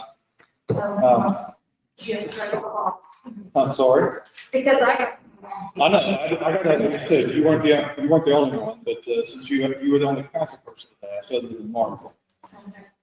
Y'all asked about the same day. So the political signs along 281, that's TxDOT. It'd be TxDOT responsibility to deal with if it was encroaching upon them. As far as, signs on personal property, they're subject to the property owner's rights at this point, as long as it's within their property limits. They're within their property, not in our easements or anything else. Our current ordinance does not require, it's for public signs that are put up for local elections, is how it reads. Those would have to come down within 30 days after an election for a local election. It does not, what we're probably addressing here does not address billboards, does not address a business owner wants to, or a homeowner wants to fly a flag. Currently, the way our ordinance is written, we can't address any of that right now. If we want to rewrite the ordinance within the legal limitations, and I'll have to get Brad to review and just looking at the monitor to see Brad's face. And we can start that process. Speed limits. So, you know, the speed limit signs on the south side of town have all been changed. The speed zones have been adjusted. We did hear back. I asked for a speed limit reduction from 165 to the square, to 4th Street, post office, 300. The TxDOT will not reduce below 30. So they will, it's currently 35, they're going to reduce it to 30. But they did No, they did their analysis, their study, and they recommended a four-way stop as well as what we asked for, the viability of a four-way stop at Fourth and Macomb. They will start on that process. So while we're not getting the full speed reduction down to 25, we do get a four-way stop, so they'll drop at 30 at the bridge and then have a stop sign before going on to the lights. That should take care of it. That'll help a lot of the post office traffic, the old 300 traffic. You know, I'm not gonna say who they were, but I know somebody that's, in law enforcement that almost hit somebody, I won't say who they are, I'm not in the room.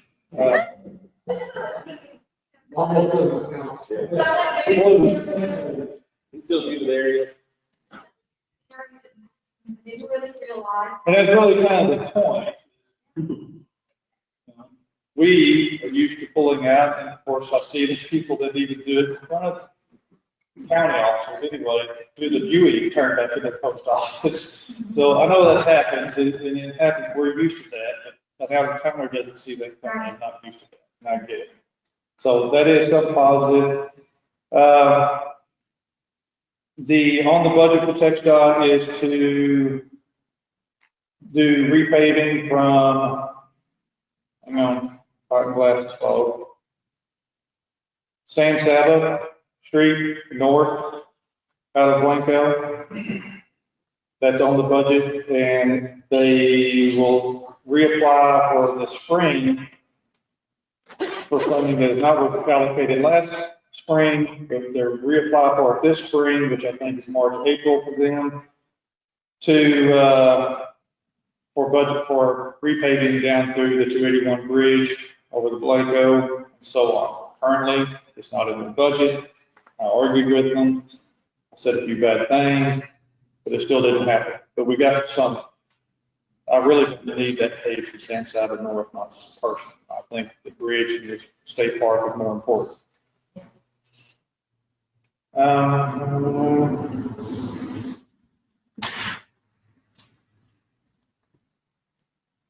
We are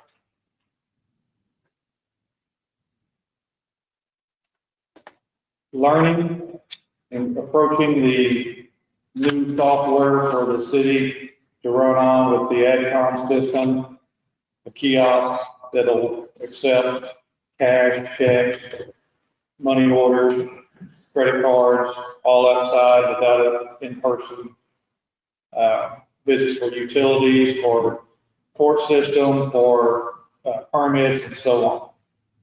This is an overall system. We've learned a lot, and we think we've got most of our questions answered for the software for court. We're still looking for a few software questions to be answered for Halifax PD, and we are learning how it's going to be applied to our utility system. There's a whole lot of stuff that brings us up to a more user-friendly city, communication-wise. This will all go into tying into our future website. So everything's on the website. You can pay through the website. You can get paid through your email. You can pay through your phone. You can get text messages. You can get everything for, no matter if it's court, whether it's utilities, if you're late. You can check your balance online. You can do all that stuff that we have still doing in the old way. And it all ties into the finance department as well. We're about 6 weeks before we actually start implementing some of that stuff, so it's going to be quite a hurdle because we are antiquated to say the least. But the next step would be, once we get that information, get that process rolling, then we'll be upgrading our website, make it more user friendly, and then that also comes with the new emails and so on. The water plant, I'll let Ronnie touch on the water plant. We have monthly meetings on that, but the wastewater plant, the question was asked about the TCEQ permits. TCEQ has received the permit revisions and has begun to review them, but they have not been filed. That after TCEQ reviews the revisions. And Okay, Okay, revised application, what revisions are you talking The about? revisions, if you've seen the revisions to the permit, the amendment to the permit, request. That was the task force, public right now. The permit has not been filed until after the review of TCQ. Just kind of clarifying the question. But it has not been filed because TCQ has it under review right. So the amendment, That's correct. Has not been filed. Trying to clarify it, but it has been submitted to TCEQ. They have it under review, but that does not mean it's filed. When it goes to file, that's when it gets contested and so on. so I don't, yeah, I mean, I think the point of the task force is to avoid, contested. No, well, yeah, absolutely, but I can transition to you if you want to add anything from what the task force is doing. But since Matt's not here, unless Matt wants to chime in, but we had that same problem with the task force. Get Matt to chime in. Yeah, we're looking at you. Yeah, I think that, well, I mean, I would say that there was some concern on the task force that, this permit was filed without, notifying the task force, notifying the task force. I mean, certainly as council members we knew, but I'm gonna plead one more time that I'm the new kid on the block, and I didn't realize that this is something that should have probably been reviewed by the task force. There were a couple of, items in there, and Ronnie might be able to help me with this, I can't remember, but they had to do with measurements, particulates or something, or some standards that, were disagreeable with one person who's on the task force who is a downstream resident. And his comment was, this is exactly the kind of thing that will end you up in a contested case. That in good faith, we would have allowed the task force to review. I mean, that's sort of the spirit of cooperation between Terra Blanco and the city, creating task forces that are going to work together.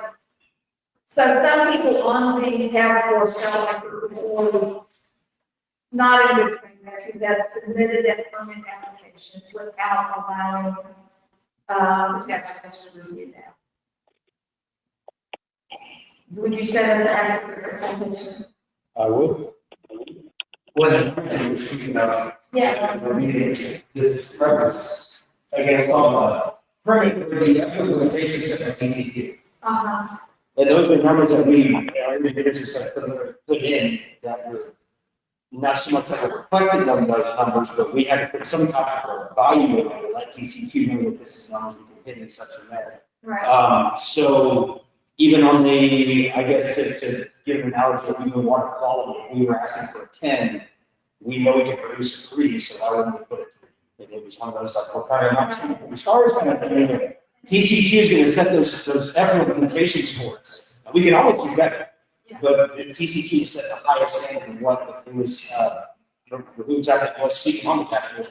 But it was just saying, the city of White should be for the cleanest number possible. Yes. We do, which we do on a daily basis, but of course, with any time of mishap or in the atmosphere where we're not having the water cutter back to the highest. Maybe it's due to a week's worth of rain or one of our best ways to use to send stuff down or whatever the case is. Like, we're always going to shoot to get the cleanest water possible. To say that we'll do it 100% of the time, that's where it gets going anyway. But it was primarily one of the numbers that we set forth by TCP on that.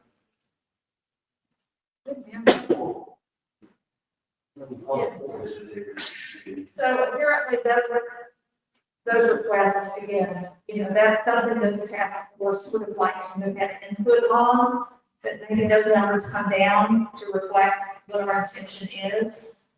And, I just hope going forward that, again, we can be a little bit more transparent with the information that we have as we go forward. I don't think anybody deliberately tried to, leave the task force out of this. It's just how to run about city business, I'm representing to see where that. Well, I think you're correct. We learn every day, Yeah. so I mean, we've been discussing this application for permit months before we even acknowledged and informed the task force. Right. It's not like it's something that we just came up with. We've been working on this,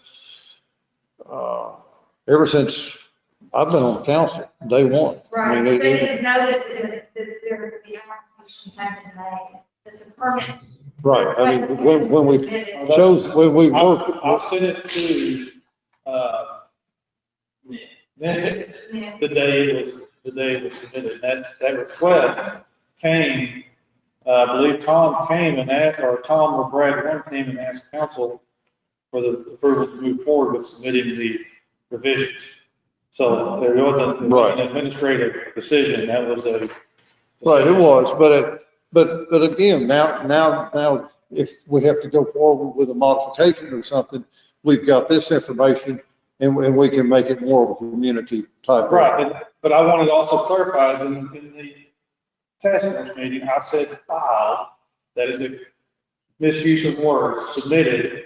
It has not been filed yet, submitted for review, but not filed yet. Right. So there's a difference, there's a big difference. Yeah, there's a difference, and, there can be modifications and amendments made to it. Absolutely. Based on the recommendations of the task force. And, well, and TCD's gonna send it back, that's very reason as well. So there's still time. Yeah. But that's it.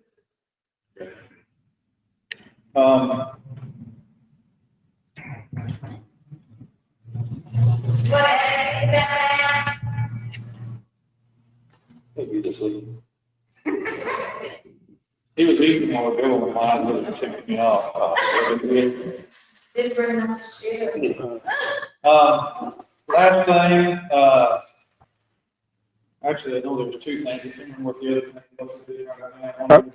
thing was. The other had to do with, Ronnie, we're gonna talk about it a little bit on, his Class A water license. Class A water license is no small deal, that's a really big deal. That's a really big deal for our town, our size, to have that kind of a class, a water license operator running things for us. It opens up a lot of opportunity to the future for our water needs, but it's a really big deal and us, it needs to be acknowledged. Thank you. Well, I've got, what's this say? Here we go. I guess, we had discussed updating the link for our Unified UDC. So, just if you would take care of that, and, do you have any more information on Palmer? That's gonna. Yes. Brad is gonna address that in executive session. Okay, and then you're actively pursuing someone for the accounting position. Yes, so, note here, the finance director,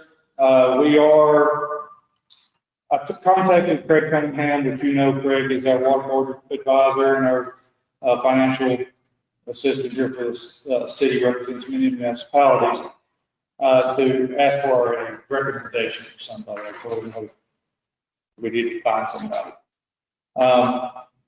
He had someone that had recently retired that would be perfect for us, but this was right before the holidays. I'll follow back up with him, send him an email this afternoon, but I wanted to find out if she was still willing to be a perfect person to come in, do more of a forensic audit of our accounts and get us back on track. Due to COVID and the holidays, she has not committed to do any of that, so I have a plan B that Chief has given to me that's more of a contracting firm through one of his buddies that'll supply somebody to come in and do that kind of work for us. And we are going to follow up with our auditor to get them in as well, because we got some questions for them based on the past as well. But Lori and Margarita have done a fantastic job of keeping us up to pace. Not without a few Headaches, but mildly. There's a lot of discovering going on, but there's a lot of reconciliation that they have to do on individual accounts right now, just to be caught up to where we should be on certain things, like getting our bills paid correctly. It's Marguerite or Margarita. Margarita, like the drink, like the drink. During the day, she answers to Margot, Marguerite, Daisy. Daisy, pretty much anything you need, she'll answer to. You don't call me late. That's right. She's not opposed to anything and help. She's just very proud about it. We appreciate, I love I think it's next right now. It's Margarita. it. That's what I call her 9 times out of 10. For some reason I stop at, so. And I think the Margarita is early that. It is inspirational with our tequila smelling. And Anything else? Can I help? No, sir, that's all. Any other questions? All right, so then next we got, Public Works Rodney. I think you're seeing, he is doing that. Oh, here it says, he's next. I know. I guess we all, we are ready to. Just gonna be going. Good evening. So in your packet, you have the monthly reports. Kind of brought it to the end of the year. We are working on more of a formal annual report, and I hope to be able to present at the February council meeting. Statutorily, I have to give you the racial profile report prior to March 1st.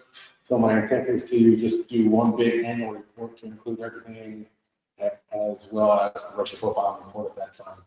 But the current numbers are here in your packet. One of the things that I wanted to address was I mentioned last month that we did have one opening on the police department. We had a board last week, did some interviews. I made a conditional job offer today to someone.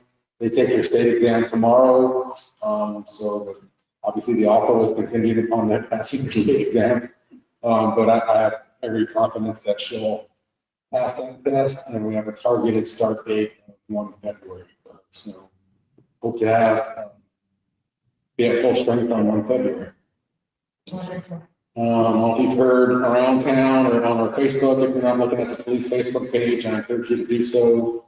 We have unauthorized use of motor vehicle, theft of a vehicle. We did make an arrest in that case, as well as refer 2 juveniles who were party to that, to juvenile probation. So arrest has been made for 3 individuals on that theft, and we'll see what happens with the courts.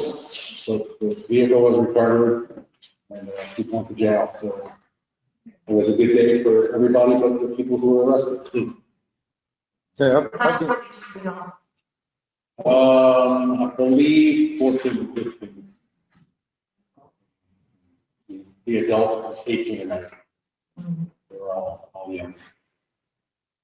I have one question. I noticed, I was just looking at the alarm calls. Do we require an alarm permit in the city limits? I don't believe we do have an ordinance addressing alarms. Some cities do have a permit, so you have an alarm. You have to permit your alarm, and if you have over 2 false alarms, they charge you for coming out. So, and there's 2 separate ways to do that. So you can do an alarm permit and then charge them for the permit, or we can also, if you're interested, we can do an ordinance that just regulates the number of false alarms in a calendar year or however long. Well, I mean, if it becomes an issue, then come to us with it. And I'm not looking for it for revenue source as much as if you're doing, last month you did 23 calls, or responses, if I'm looking on that's, alarms. You responded to 23 alarms. Yeah, and so I've been here 6 months now, and that was high. I mean, looking through the year, that's the highest month we've had. So right now, it doesn't seem to be a big burden. And I can go back and pull the data. Just henceforward, no reason to go archive it. Just henceforward, just cognizantly just let us know if it's an issue, and then we'll, I mean, if those 20 were the same residents, and it was 20, you know, then at this time, he needs to get a new alarm system, you Yes, know. I think it seems like the majority of them are businesses that it varies. It's not always the same business. Someone gets it early, they don't get the code in on time. Yeah. That's generally what these alarms have been. Okay. You know, when it gets cold, the mice come in, and here it goes again, you know. Yes. And I'm also looking at introducing an ordinance to require house numbers on residents. There's a lot of houses that are very hard for us to determine the street address. So I'm pulling some different samples, and hopefully the next couple of months I'll have a sample ordinance to present to y'all to require houses to have a number on them. 2 o'clock in the morning, when you call 911, you don't want us having to search for your house. It helps everybody out. That's my report. Thank you. The narcotics violations, are a lot of those local, or the people passing through? You know, it's really a mix. We had 11 last month. So it's really a mix, some local, some on traffic stops, people passing through.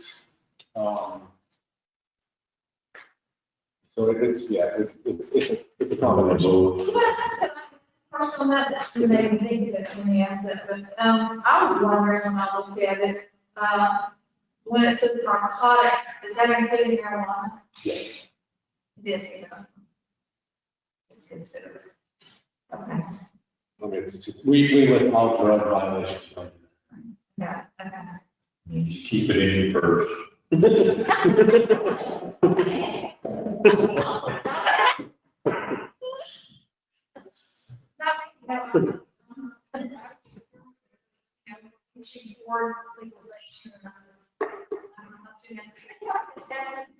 Yeah. Everybody else is kind of on the page. Just here. We'll see session statement. Today was the first day of the session, so I know it's been, we're tracking all the bills that were filed. There's a lot of bills that have been filed about it. Yeah. We'll see if any of them get out of committee, they try to fill out some sessions. Yeah.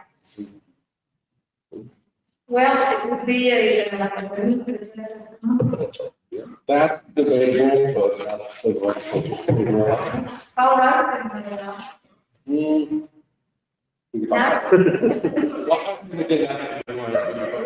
So there's revenue to it, what Colorado doesn't show is the amount of expenses that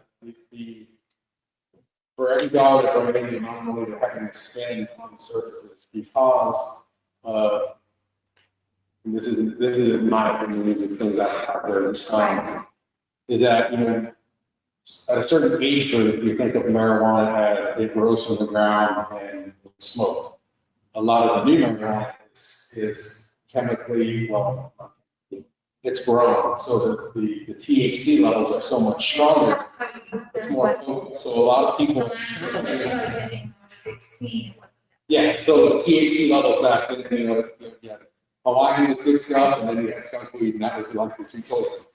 Now it's so scientific that the potency levels are so high, it's causing a lot of issues with medical calls, and so what we're hearing from chief organizations in Colorado is there's a counter for having to spend money on us. So, and again, I've been in Colorado for years, so I've been tested to it. It's just, and I know there's arguments on both sides of it. Yeah. I look at Well, that's interesting here, I haven't heard that. Okay. Thank you.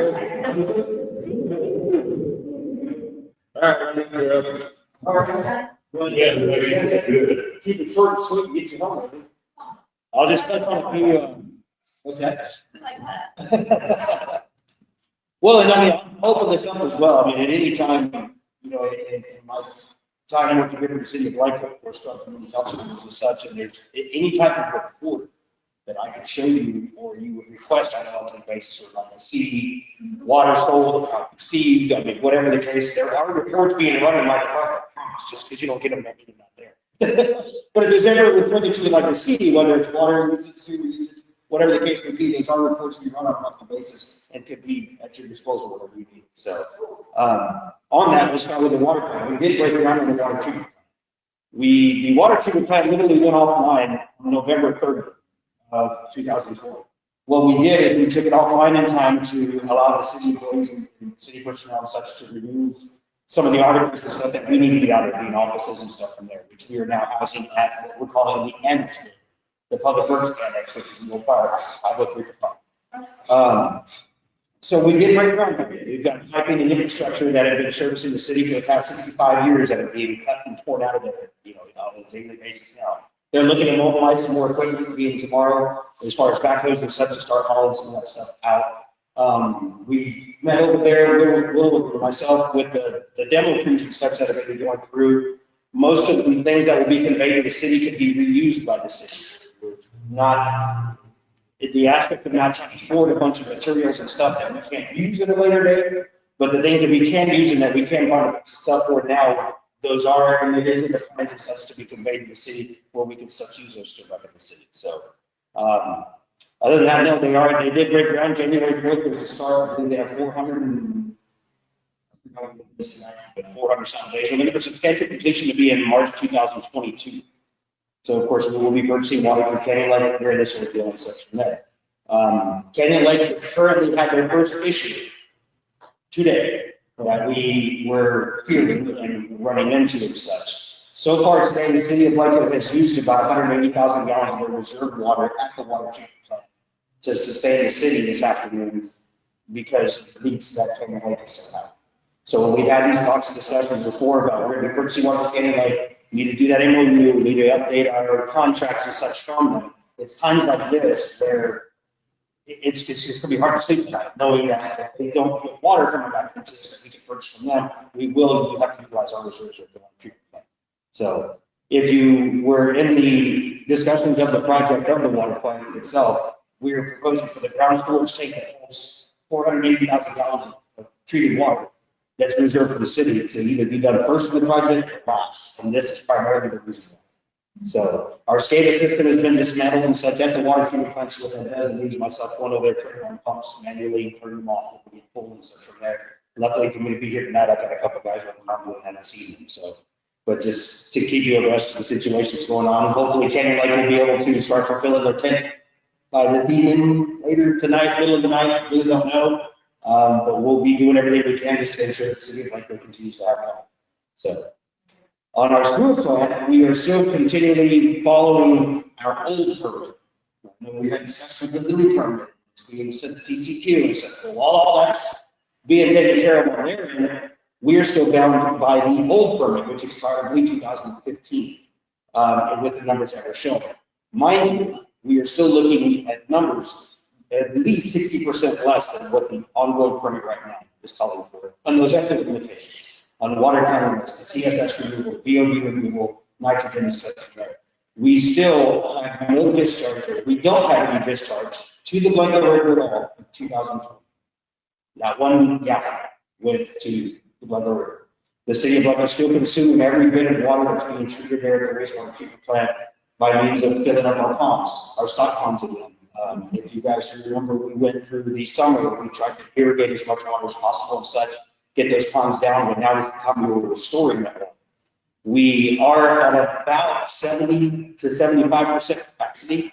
We still have a little bit of more storage, as long as we don't get some crazy rains or anything on us, it's going to be fine. Now that the burn ban's been lifted, we'll be looking to burn those irrigation fields to retail them back up to hopefully start getting, to where we can get this water irrigated again. So at this point, it's still, we're still in good standing with our irrigation, storage, and utilizing every bit of water from the wastewater treatment plant without doing any kind of discharge. So, but again, I wanted to let you know about the current permit that we're having to follow, we're at least 60% meeting those numbers. So, just to give you an idea there, our limitation for nitrogen is 3 and we're less than a 0.02. So just, we're looking at some really good water quality. I don't, maybe I'm supposed to already know this, but phosphorus, is one of the things that people are really concerned about. Do we have a filtration system for phosphorus? We do. It was installed, and it was one of the items that was looking to come out before we started the wastewater treatment plant project, because it was totally, if I remember, it was like $440,000. Right, yeah, I'm saying that, right, 440, almost 0, okay. But we didn't know for sure if the state was gonna limit us on phosphorus. We knew they would down the line, so it was one of those, do we spend the $440,000 now? Or $440,000, or do we spend maybe twice as much money to implement that? So what we do is we have a tertiary filter system at the wastewater treatment plant. The one and sole purpose of that is to remove phosphorus, but we run it 24/7. You know, we have our primary segmentation basically stuff from there where we have at least a 90-95% removal of any kind of solids and bacteria forms and stuff in there. Then we still run it through the filter system. So yes, we do treat for phosphorus, but we do not test for phosphorus only because it's not part of our current. Now we can, and we did it the first year that the wastewater treatment plant went online. The new plant went online in October 2018. So for the first year, we treated, we tested for phosphorus, and we were well below the limitations that we figured TCEQ was going to submit to us. Right. But since it's not part of our testing process, or we're not bound by that standard by TCEQ, we're not. We sure can, and you know, the only time that we've done it, and the last proposal we made, I guess, about a year and a half ago, was that we only tested phosphorus if we discharged to. Because phosphorus, if you're going to landfill, is actually would act as a fertilizer for anything that you're trying to grow. So for us being this, 100% irrigation, phosphorus is required. So we did release some of that water to the river. We said, hey, we've got a flood that came through, God forbid, whatever the case. But something happens to where we end up releasing water to the river. At that point, we are mandated by the state to take an extra fertilizer sample, and that should be a B sample, and then we can have phosphorus in that. So that way we'll know, hey, water's going this into the river, this is the limitation, this is what we're sending and such. So. It's 15 months without discharge to the. Right. 15 months. Run 15 months. So. Right. Let's go. Yeah, that's it. No, we're still actively working, we have the leases still out there with, we've got an active lease on the city's own property and such. We're still looking to expand our reclaimed water services and stuff from there. We've got these and things that we're going through. Trying to come up with different accounting systems and stuff, and then be able to count the time. I have met with a couple of other adjacent landowners that are really interested in this water, of course. Who wouldn't be, with the amount of treatment that we're getting into and the type of standard that we're getting into. But again, this is something that's going to come to you as a council in the future, and hopefully the near future.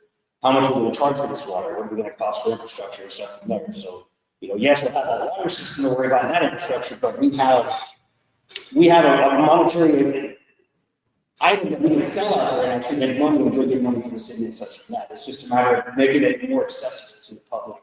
Because as of right now, for somebody to purchase this water, they're driving down a little gravel road to the sewer plant. And, we're seeing what we can do as far as getting that infrastructure. And I think that's definitely on the table for the task force to be looking at. Oh, yeah. The task force can facilitate and maybe even bring in the money that we need to make it. Right. We definitely need to utilize those resources that are being offered. No, and as you know too, any kind of development that comes in, that's one of the standards, and there's one good thing that Will is pushing on too is the purple pipe, the reclaim system. So-and-so could be putting in an infrastructure for, water and sewer 10 miles away from the sewer, whatever the case may be, a tenth of a mile away. But to go ahead and put in that infrastructure, not that we might run the pipe now, but in the near future or in the future, we'd be able to connect that in to utilize that water. So that's definitely something that's going on in the development of future growth of the city as far as so. Back on the water side, I did want to bring up that we did finalize, and we'll add some of this too, the water rates. Not only did we do the water rates, and we put in proposed water rates that were approved by council at the time on the stuff from there. The biggest thing was the structure of our water rates, being commercial, residential, and industrial. And I know I brought this up to you council before, where everybody in town was listed as a residential customer. That's great. Until you need to do your water use system. or your water loss audit, and you need to account for commercial and industrial, and, you know, such from there. That, with a lot of work and a lot of help with Will and Olga did, you know, a tremendous job of the what. Super smooth transition, yeah. Oh, no, between, you know, Olga was a goddess when it came to this point. I figured we would try to implement these changes, and we would end up having, you know, a good number of customers that we had to go back and, you know, try to pinpoint and figure out stuff. What I don't know what I'm saying, it wasn't a big one. There we go. So our water rates, and I wanted to bring this up to let you know that, you know, as one of the longest standing employees here, I feel like our water rates and our structure of how we're doing it in City Hall, and we do it the right way by TCQ standards, has never been this squared away. And I, of course, owe it all to, you know, Mr. Will being there, Ms. Lori there, Olga, everybody working in and doing their part, everything else, and you as council will pass this on. We've had some complaints, don't get me wrong, but when you raise water rates on anybody, of course, they're going to complain a little bit. So, but this is, you know, our cost of living goes up on a yearly basis for the city of Blanco. Things are costing more and more money for us. We're trying as hard as we can not to pass those rates on to our customers, and we've literally gone way too long and slowly start to bring that back up again. So just wanted to, again, Olga's not here, but, you know, big kudos to this Olga for everything that she did to get those done. But at least get into it rest on those situations. Lastly for me is streets and parks department. The last dumpster for trash out that we held in July of last year left today. Now we still have some trash, don't get me wrong. We got to go back to Catalyze and pick up a little bit of things around the city yard, but it doesn't look like a dumping unit. Mind you though, but April's right around the corner.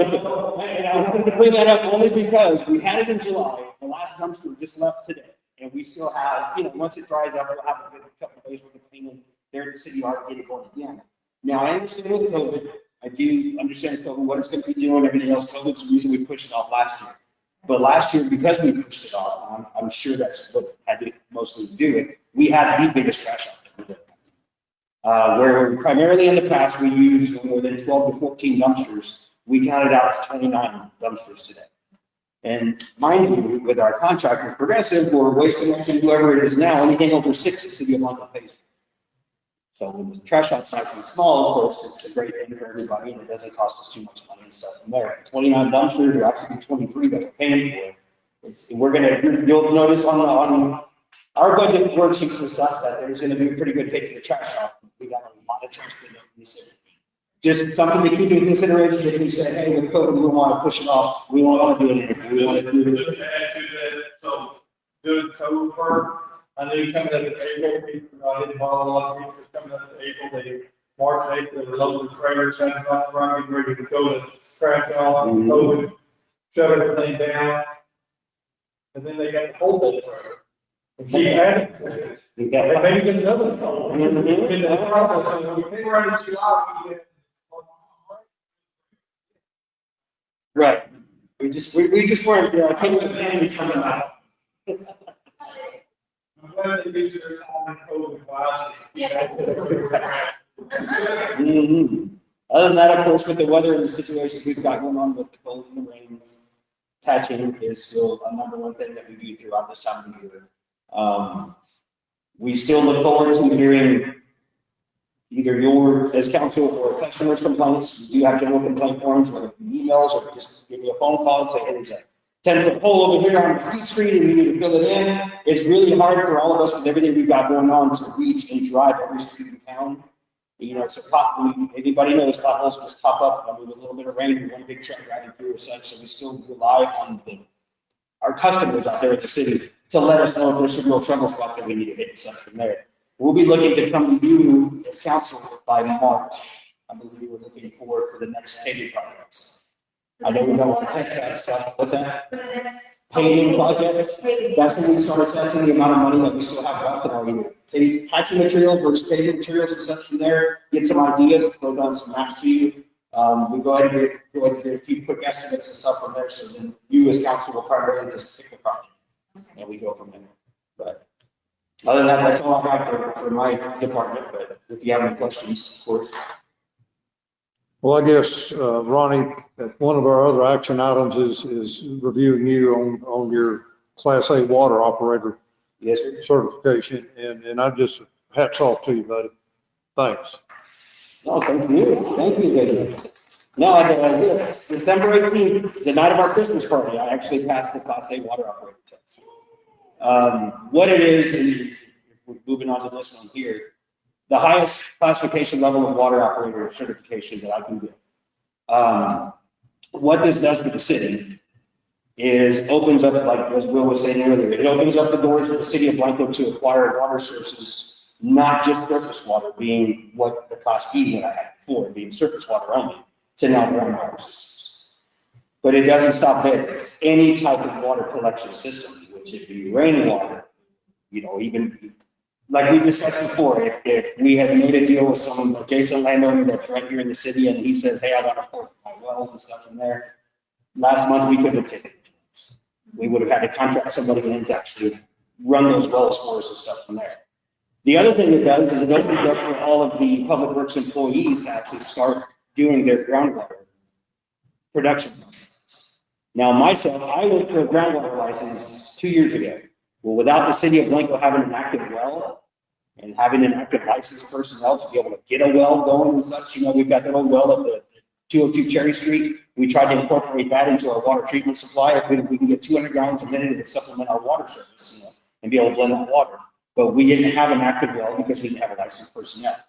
So instead of going through and contracting somebody in and piggybacking off the license to get the hours and to get the well going, the one true way to get past all that is to get a Class A license. So that's what I've done. It's a huge step for me, and I know it. I mean, I still have little jitters every once in a while, like, heck, I can't believe I passed that test. But I'm also more excited what it does for the city of Blanco, what it can do for the city of Blanco, as far as what we're looking for as far as future expansion, whether it be groundwater, whether it be surface water, whatever the case. So, and I don't know, I mean, and since I'm bragging about myself, November 2019, I was given the certified water professional certification through Texas A&M. I think you've seen it. It was there at City Hall, supposed to be given in the council meeting and such, but unbeknownst to council, in November of 2019, I received that certification from Teams. Well, to be honest with you, No. And what that comes out to is it's a certified water professional bureau for water and wastewater. And what that does is it's administered by TEES, who's an extension of Texas A&M. And so it's a certification showing that I've completed the tasks and have taken all the necessary training to have the well-rounded, I guess, education of water and wastewater systems, and of course having the timing and stuff from there. So that was a good certification. It was a big one, don't get me wrong, but this Class A is where it's at. I did want to share that with you guys tonight, that of course that did come in and such from there. So not only do you have a public works director who's a water operator, Class A water operator, but also a certified water professional. I think now we'll have to write into his contract, he can't go off and take the job back. I've already, that's when we address this next item. There's too much going on here. Yeah. I can't go anywhere. So if there's anything else for me, I mean, any other questions or? Whatever the they posted that. Oh, yeah, no, they got them all. Yeah, no. Yeah, they got them. Zach took it. I don't know what he did with it. I'm sure he did it. He's asking that the old clarifier there at the wastewater, or at the water treatment plant. Years ago, we were asked to hydrostatic test that tank because that was going to be during the design phase of the water treatment plant. That tank was going to be the new clear well. They were going to build a building on top of it, utilize the clear well. So the engineers didn't know if it held water. So, of course, many years ago, we filled it up with water. We pulled water from Blanco River, and we filled it up there and such. Well, we had catfish that obviously came in through the intake. It started off as little bitty balloons, you know, when they started off in there, but now the last one ended up being, I think it was like 22 pounds of flathead.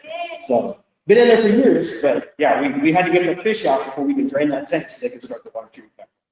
So, that's what Martin's asking about. Yeah. They put them back in the river. Yeah. Well, we should have taken them to the wastewater plant, they ended up with 2 or 3 heads. But if there's something else on the weekend. All right, thank you. Yeah. Your fishing license. Yeah.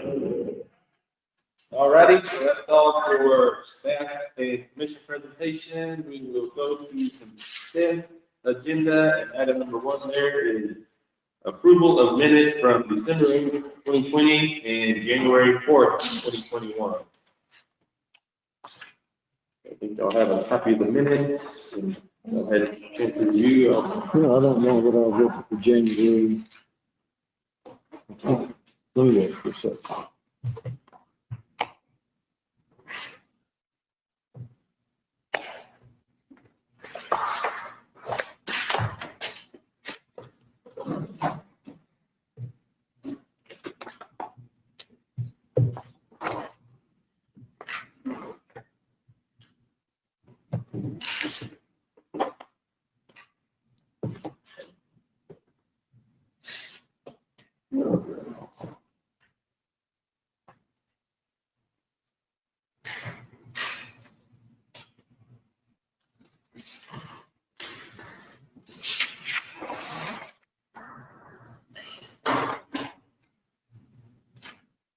I would entertain a motion if we're ready. Or...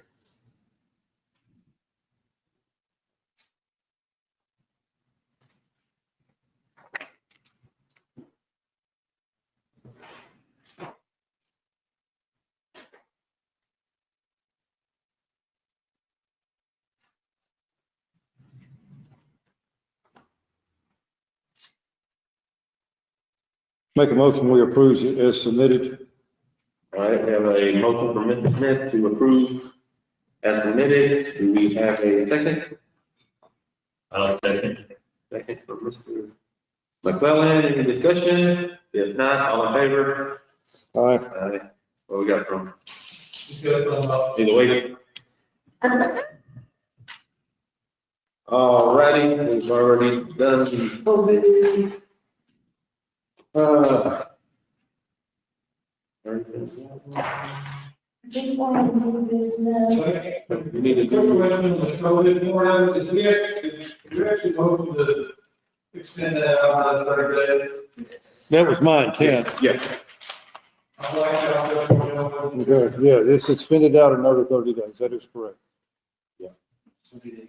So at this time, we'll go to item number 3, just in case we need to go to executive on money stuff later, so we can do all executive at one time. So we will go to new business, item number 3, which is consideration and possible action on ratification of a resolution of the city of Blanco, Texas, conditionally consenting to the creation of a municipal utility district to be known as Blanco County Municipal Utility District Number 1. So I guess Will, you can kind of come in with the ratification. I mean, I think we voted and agreed to give consent under some conditions. And I think since it was such a long motion, basically we just wanted to make sure it was all written right as intended. I had looked at the motion, had a couple of questions, had a telephone conversation with Brad. He amended it and it was suitable to me. Let me see if I can. Yeah, I forgot how you did about that, severance clauses. The severance clause is in there. I was looking at it. It wasn't in the same order that I made it in my motion, so I didn't find it. I got that correct, he said it straight, yeah. Yeah, he got that straight. I showed it.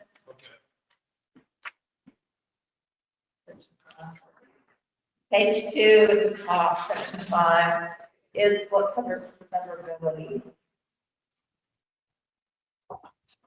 I had a concern about this wording in exhibit B that I did talk about.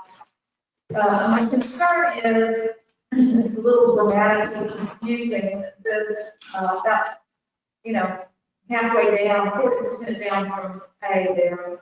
Says the MUD shall construct all facilities to serve the property in accordance with the plans and specifications that have been approved by the city. So to me, and several other people, that reads as past tense. Plans and specifications that have been approved by the city. Now, the city really hasn't approved any plans yet, but I would like that verbiage to be, shall be, Well, yeah, to be in the future, plans and specs must be with the city public health safety and understandings in effect at the time plans and specs are submitted for review and approval following review by PNC and city council. Something about that. I guess, Dita, I understand what you're saying, and maybe what if it said in accordance with the plans and specifications that are approved by the city? Or is all the wrong tense? Shall be. That shall be approved by the city? Because at the end of the day, they have to do submission to, Right, I understand. submit everything to the city to be approved by the city before. But when it says have, it's past tense, like we've already approved. So maybe we change, the English teacher in here. The Plans and specifications will be approved, that will be approved by the city in accordance with, the standards in effect. well, it says that,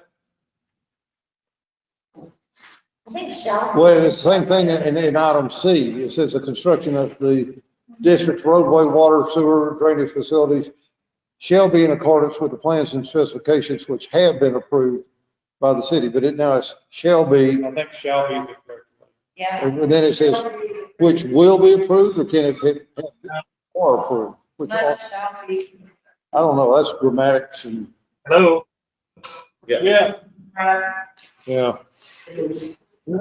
So you do not want the second shall, okay? It's not that shall be approved by the city, because shall is a mandatory requirement.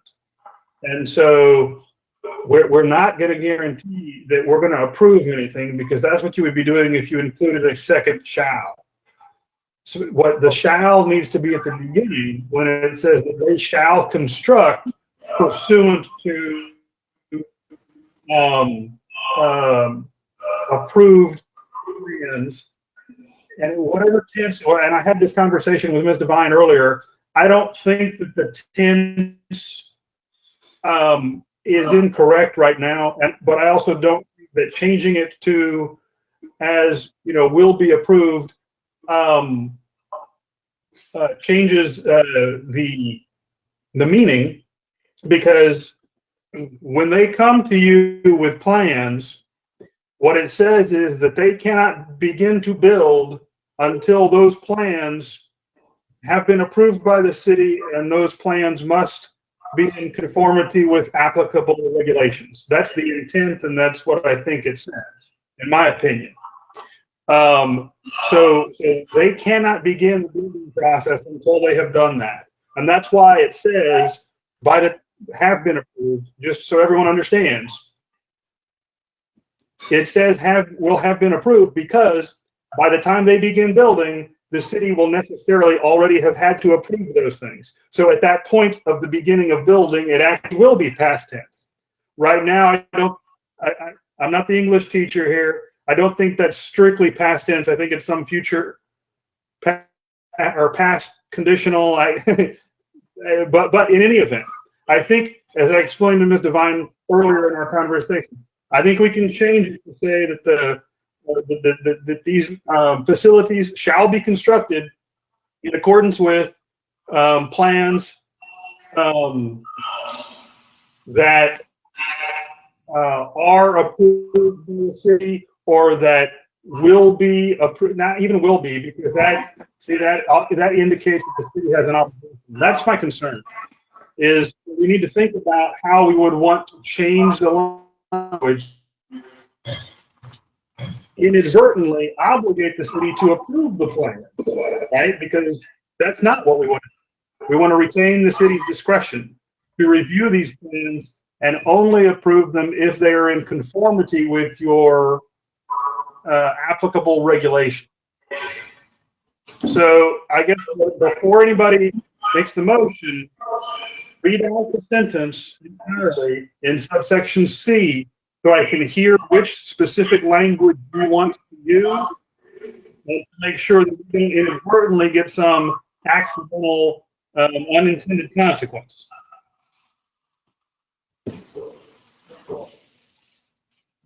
Did that answer your question, Rita? No. Brad, breaking up all over the place and all really, do you have a suggestion for wording it in a way that, satisfies you and me?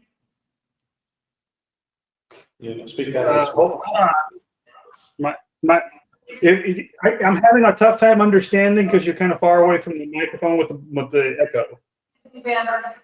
Is this better? Yes, now. Okay, I'm just asking, we will break it out quite a bit, so I didn't really hear everything that you said. But I guess I'm just asking, do you have? That if you're asking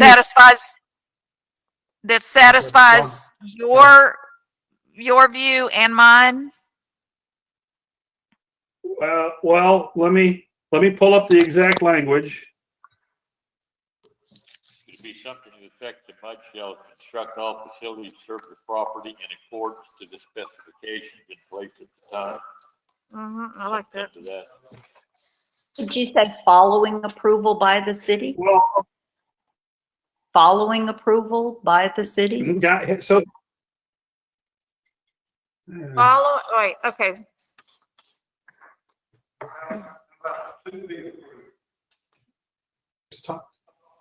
Accordance with plans and specifications, following approval by the city, that seems like it would work. And according to the specifications, of the standards in effect at the time. In other words, the UDC, whatever we have. So this is what we talked about earlier. Remember, this is a ratification, which is how this is noticed. It's for ratification. And so the addition of language, regulations in effect at the time, I've got to think about that because that's a different wrinkle than what was approved last time. And so if you're adding new terms. Certainly, wouldn't that be our intention to have the approval be meeting our specifications and standards that are in place at the time?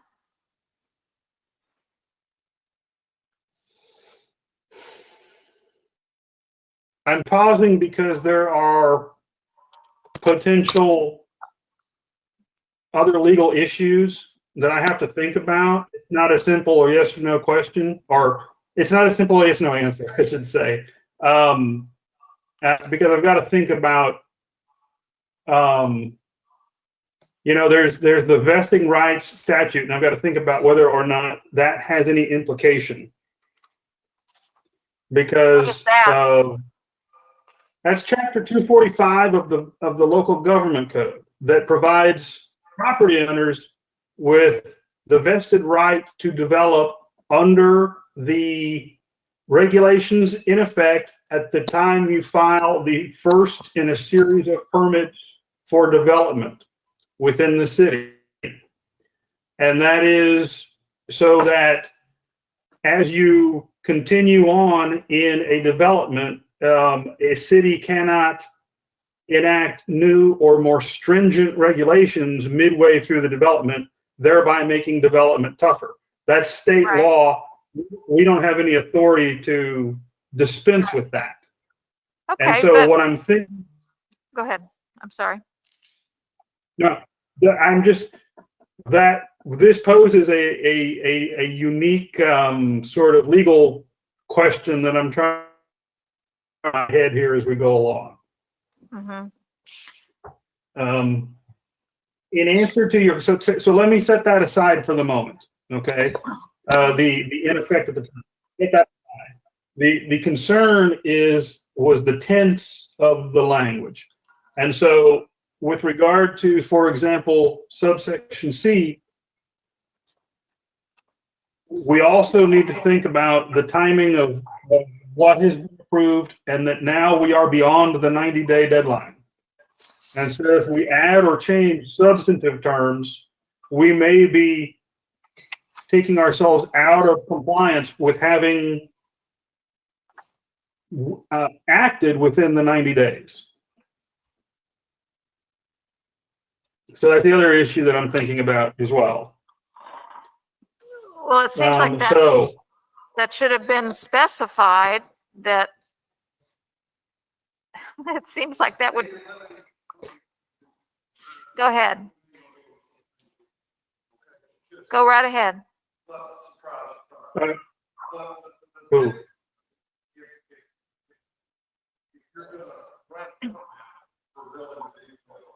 Mhm. Something to be done, then the rules change during construction, you're held to the standard at the time of permit. Right, I understand that.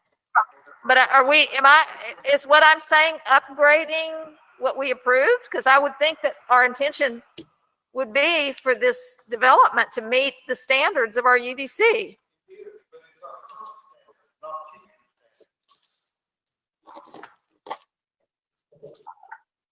Our current standards.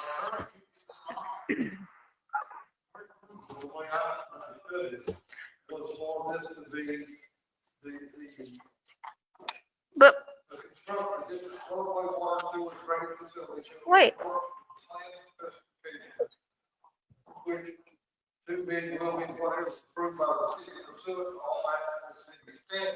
Right.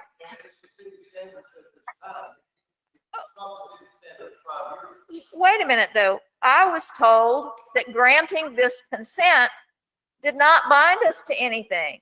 So now you're telling me that we are being bound to the city standards at this time, even just by consent. We're not talking about plans yet. We're not talking about any of the other things. Just for our consent, they don't have to meet our UDC as it develops. Our UDC changes in 15 years because we're granting consent right now. We're not talking about approving plans that they aren't going to have to meet the UDC.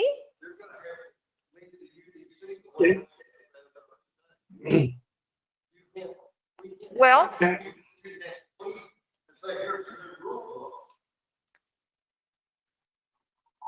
that Councilman Smith, we can't hear you.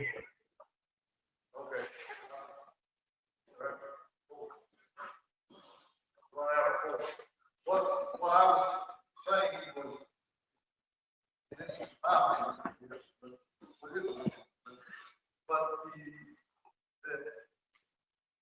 when this consent, they're to meet the applicable city standards, but it's the city standards that are in place at this time. If we can't approve this, the standards that don't exist. that's why we say standards that are in effect at the time the plans and specs are submitted for review and approval. We want them to meet the current standards when they're submitting plans and specifications. What I'm trying to tell you, though, is that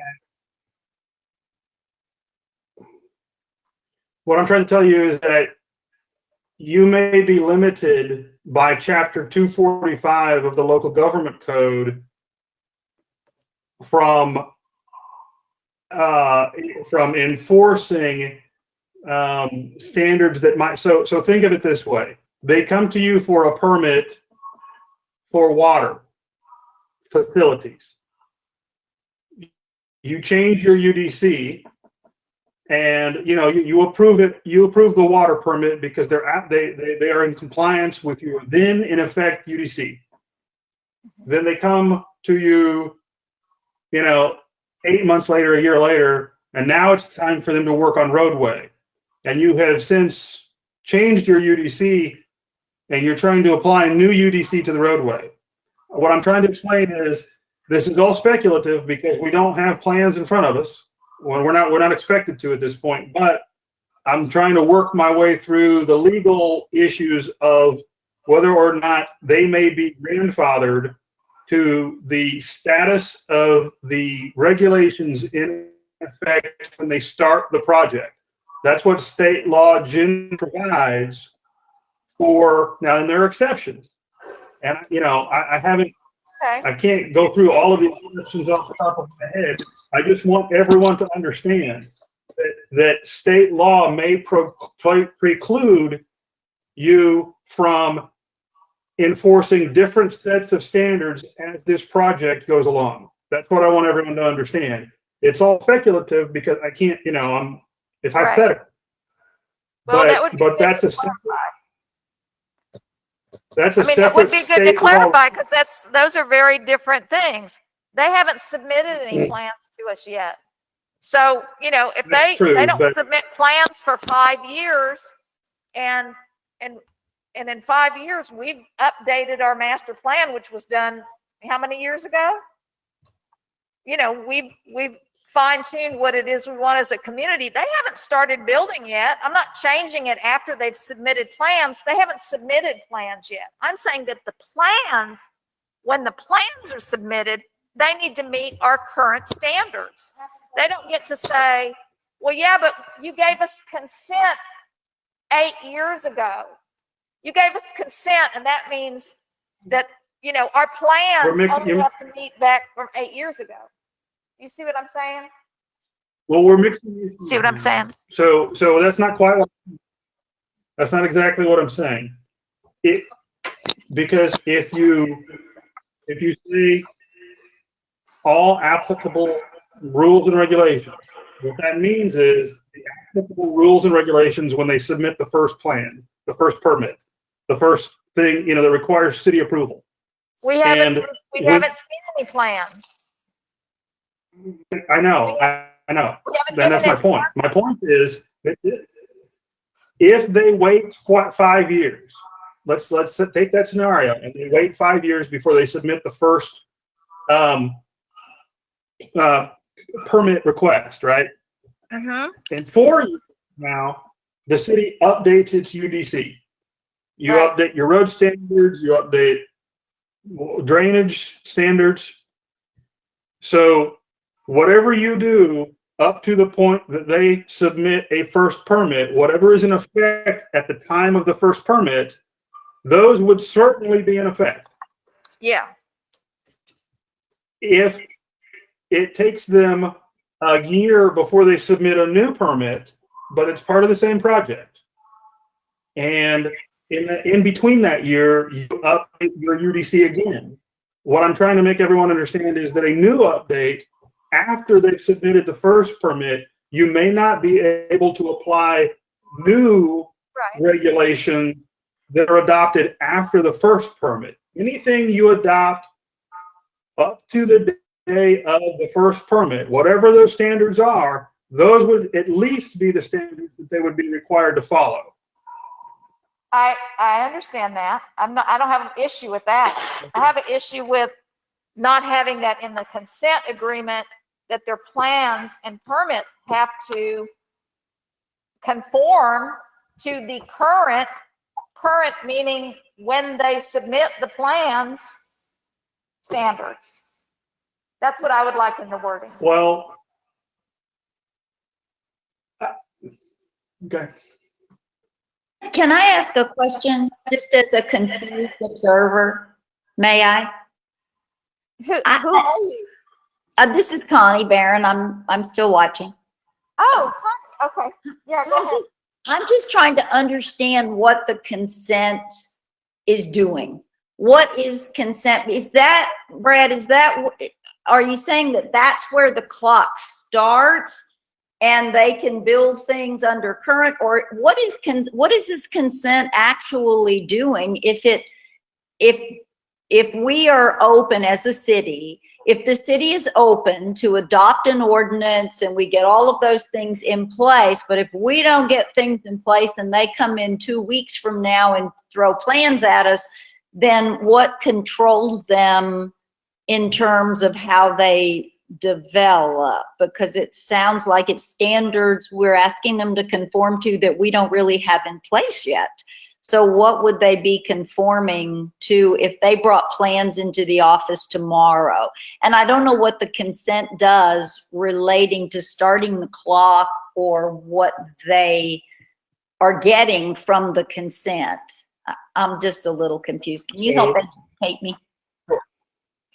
So I want to, as much as we can, I want to divorce the understanding of this consent from actual development, because the two under the water code are not really related at this point.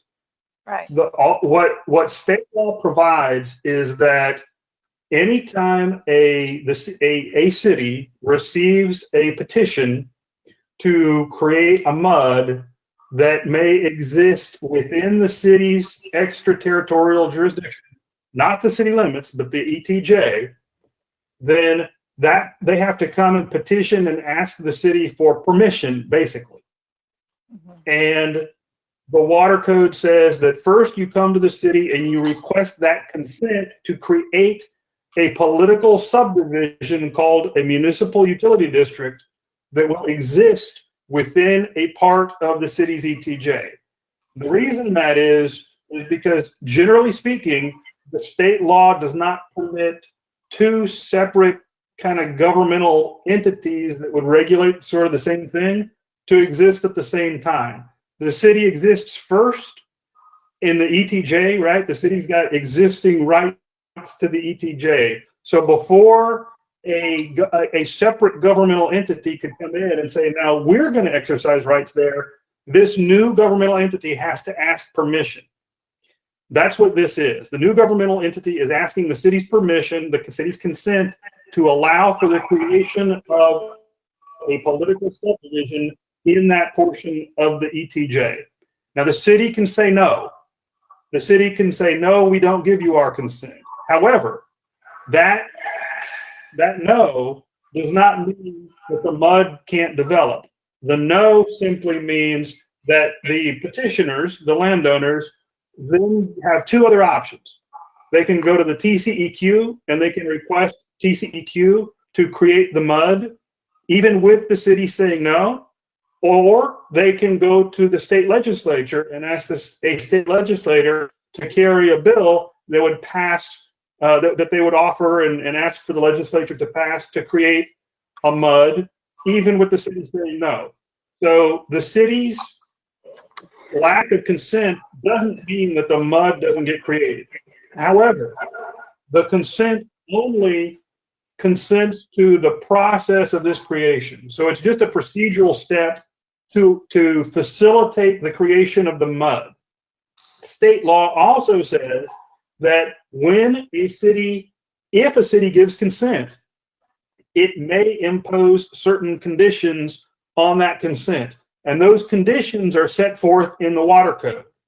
And the water code says you can only impose these conditions, these lawful conditions, and they're listed. And if you go beyond these conditions in your consent, then the landowner can come to the TCEQ and ask the TCEQ to strike those other unlawful conditions.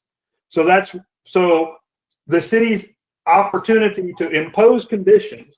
So, for example, that roadways, water, sewer, and drainage facilities be in accordance with the city's plans. The city has that opportunity because the state law allows the city to impose those kinds of conditions.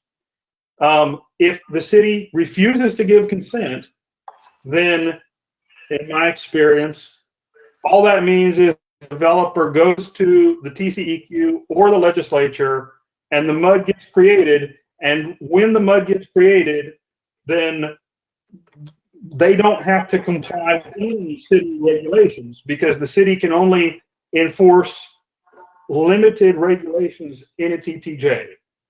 That's also pursuant to state law.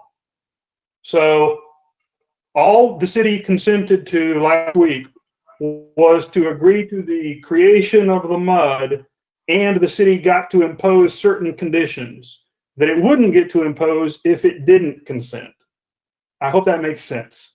That was very, very helpful. Thank you so much. And my only other, gosh, I had a quickie question and then it went out of my head.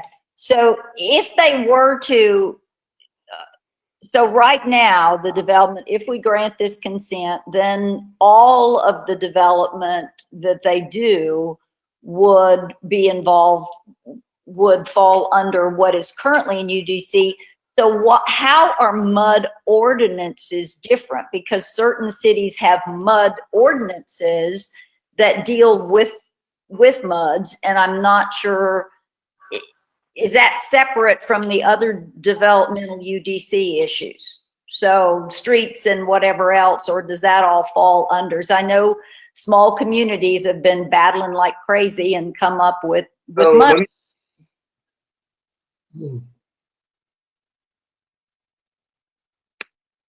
So let me correct, state law only allows for certain items to be within that consent, and that's roadways, water provision, sewer provision, and drainage facilities, right? So it's roadways, water facilities, sewer facilities, drainage facilities. The general zoning and other powers in your UDC by law don't extend into your ETJ. And so you don't have, so the city doesn't have the authority to extend zoning into its ETJ anyway. It never has that authority. The only way you can extend zoning into the ETJ is by the landowner's consent. The landowner has to consent to be governed by zoning. Okay? So I just wanted to, number one, correct that. The whole UDC does not apply, and that's true under all circumstances in the absence of a development agreement with a landowner. Now, but the state law does allow for limited additional regulations to apply. And those are, like I said here, it can be roadway, it can be water, it can be sewer and drainage facilities. So in other words, if the city didn't consent to this, then when the developer goes to build their roadways, because it's in the city's ETJ, all they got to do in the county, was what that means. All they have to do is conform to the county standards roadways, which are not as stringent as the city's. Now, with the city consent that the city gave last week, the city gets to say, no, you're going to build roadways to city standards, whatever those standards are in the UDC. Okay. So that's additional protection, additional regulatory authority. Likewise, it's the same for water, sewer, and drainage facilities. I don't know about the geography of this area, but you don't want this area being built out and to have inadequate drainage that doesn't comply with city standards. And if any part of the city's downhill from this, then you get flooded, right? So you want them to comply with those kinds of standards. Those are the conditions that the city imposed that are lawful under the state statute. So, I didn't think to cut you off, but we do have an agenda item here, and I know I kind of let it go a little bit because I know there's a lot of people that didn't, they want to get caught up on what consent meant and all that. I think that's now we can go back to the agenda item, which is the ratification. Thank you for your patience.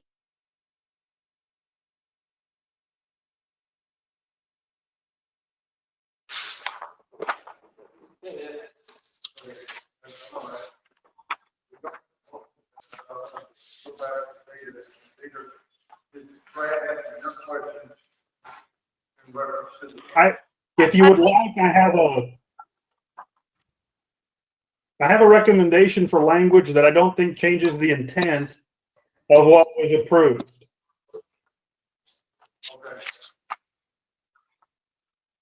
Let's hear it. So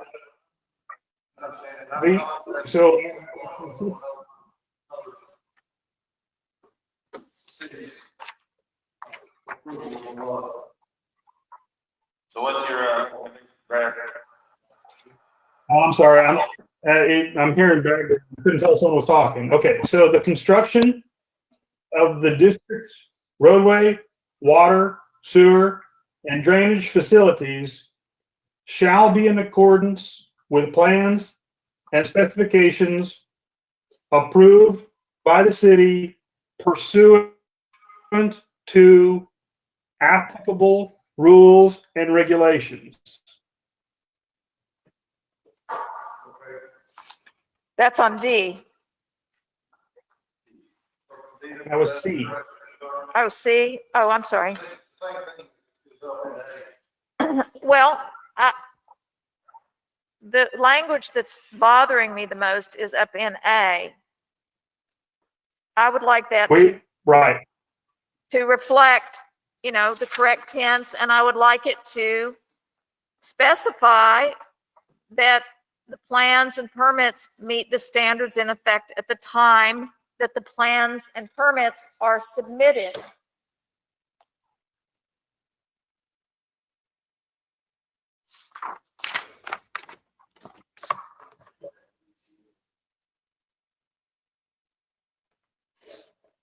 So how do we get that language in there?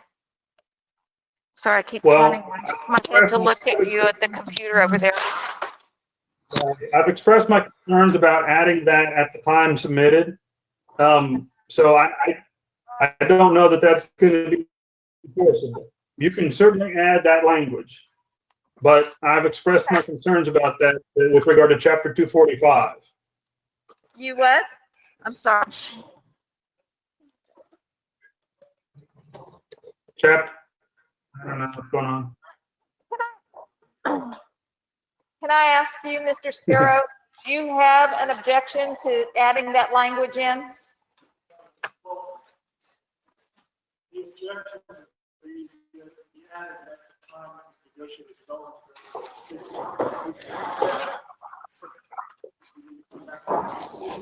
Right. Which point in time, those standards and specifications to be incorporated. What is your problem with adding it into this consent? Because it's not part of the consent, it's part of the development agreement. You know, as far as chapter 245 versus above, so there's a distinct distinction.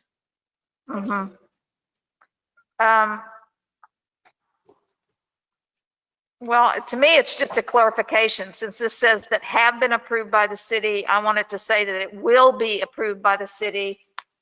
And I want it to specify that it will be approved by the city, the standards that are in effect at the time the plans and permits are submitted.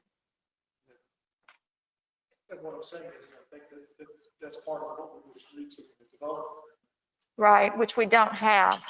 Which is the first step, second step, development. Some people have a development agreement before they get consent.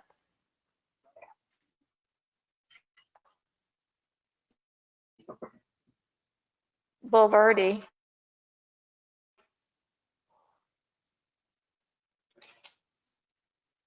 They negotiated for 1.5 years, their development agreement before they gave consent. So I know that it happens in other communities. I understand that that's not the order that we're dealing with right here. I'm just trying to clarify some language so that we don't run into problems later when we do negotiate the development agreement that are gonna look like, you know, we walk ourselves into developments 10 years down the road that are not meeting the current standards that the city has.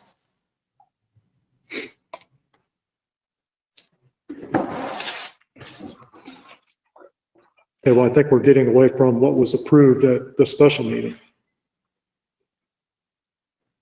Plans were not discussed. So you have an objection to adding language into it? Well, into this document, like I said, I think we're willing to work with the city on the plans, incorporating those and the Right. specifications in the development agreement. Right.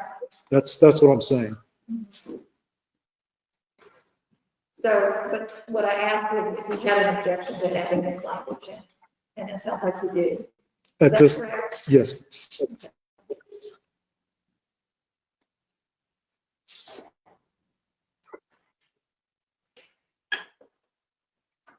And if I can, I'd like to just also make a comment.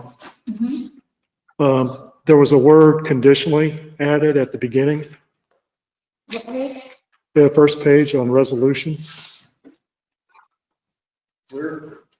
It's in bold, first sentence, a resolution of the City Council of the City of Blanco, Texas, conditionally granting consent. In my opinion, it's either you grant consent or you don't. And then you impose conditions when you consent, which you have done in the Exhibit B. And then the whereas, where it recites it again, 1, 2, 3, 4, 5th paragraph, whereas the city desires to conditionally grant, I think that should read where the city desires to grant consent. And then you go down below in section 3, the city council hereby specifically imposes the conditions set forth in Exhibit B.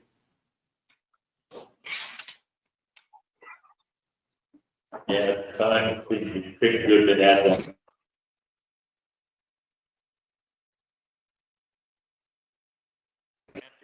Consent, but then we're adding a condition down here in section 3. Yeah.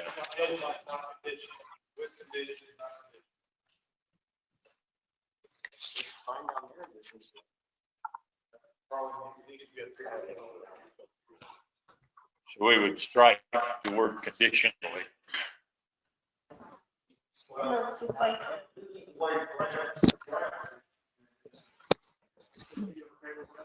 Brad, can you hear us? Did you hear what Farrell had to say?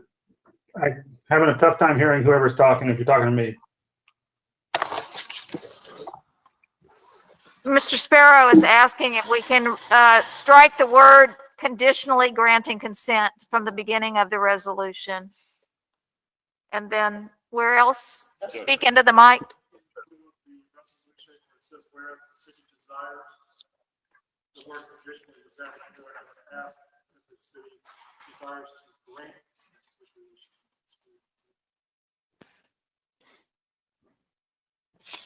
And we're adding the condition on section 3. Yeah, section 3 of Exhibit B.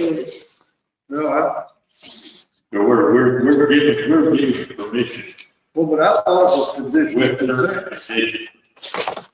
Consent with condition. What he's saying is not. It's not a conditional It's not a conditional granting. We're granting consent with conditions. with conditions. I consider if you grant it, so can we just say where we grant consent with conditions instead of conditional? It would say, you know, we grant consent to the creation of the municipal district. And you're, down here in section 3, Yeah. the city council hereby specifically imposes conditions set forth, et cetera, et cetera. Okay. But we're giving permission for us, we're giving permission. All right. Brad, this is Mike. What is your position on deleting the word conditional in this resolution? And whereas the city desires to grant, not conditionally grant consent, and then you list your conditions below. What is your position on that? I don't, legally it makes a difference, but if you want to remove, grant consent with conditions, and one of those conditions is not followed, then your consent is considered withdrawn. If you conditionally grant consent and a condition is not followed, then your consent is withdrawn. So from a practical perspective, I don't think it matters. However, because it doesn't matter, you can remove if it's bothersome, you can remove the word conditionally. But consent with condition is the same thing as conditional consent. So either way. Well, I'm gonna rely on you. So you. So be conditionally granting consent or granting consent with conditions. It needs to be one or the other. Is that correct? Already has said what you said the second. It's all perfect. I'm asking Brad. Brad, did you hear my question? I don't have a problem with using the language granting consent with. I also don't have a problem with the language conditional consent. I don't think it matters legally. So if there's a desire to remove conditionally granting and to say so that it says granting consent with conditions, I mean, the conditions are plain. They state what they state. So you can remove the word conditionally, and I don't think it changes the legal outcome of what happened. I think that's fine. Okay, so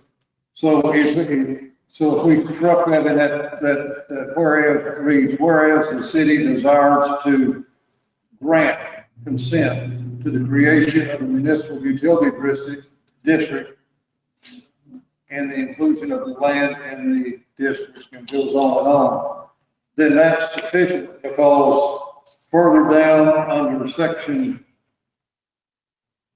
3 exhibit. 3. If you look at section 3, refer to water conditions. That's fine. Yeah, you can remove the condition. You can remove the two words conditionally from the title of the resolution. You can remove it from that whereas, if that's what's desired. Their inclusion does not change the effect of the conditions, but you can remove the word conditionally. It's fine. Okay, and then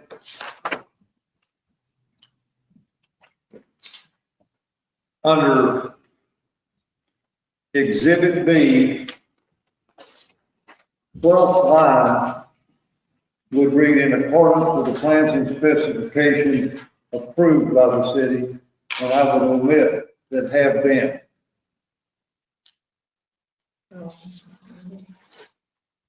Is that agreeable?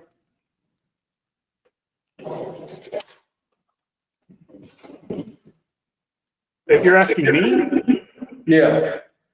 Oh, sorry, I didn't know if you were, I couldn't tell if you're talking to me or Ms. Devine. From a legal perspective, I don't think it changes anything. So, I think it's fine to remove it. There's no harm being done, but I also don't think it's changing the effect of what happens. That the mud is required to construct all facilities in accordance with plans and specifications approved by the city. It can't begin building until it receives the approval. That's what that means. Okay.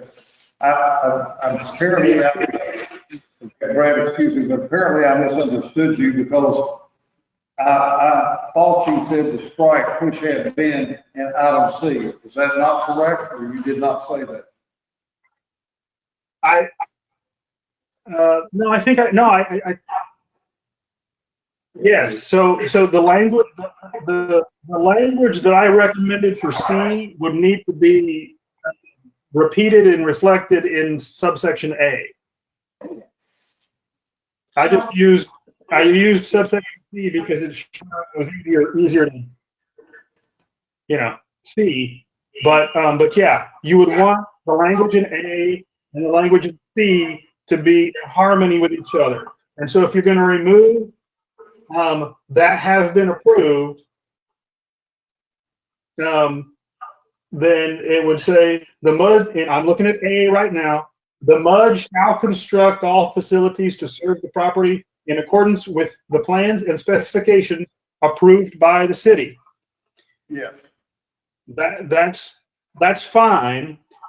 I don't know that addresses Ms. Devine's concerns, but I don't think that changes substantively the order of operations, as it were, of what is intended to happen. I understand that, but she had two concerns. One was the tense, and which have been. And in an effort to address that, we were going to strike which have been, and it just specifications approved by the city. And where we changed from line 12 of the A, exhibit B, we would do the same thing on paragraph C.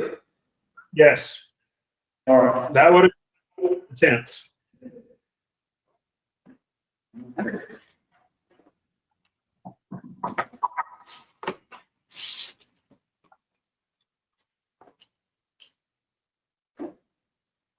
So what about that, the heading? The header on page one, Brad, verify that I'm correct again, because the audio in here, in my hearing, aren't working so well. So it's gonna be the word second line of the resolution of the city council of the city of Blanco, Texas, granting consent, and we would take out the word conditionally. Yes, sir. Okay, and the fourth whereas down would be, whereas the city desires to grant consent to the creation. Yes, sir. Okay, thank you.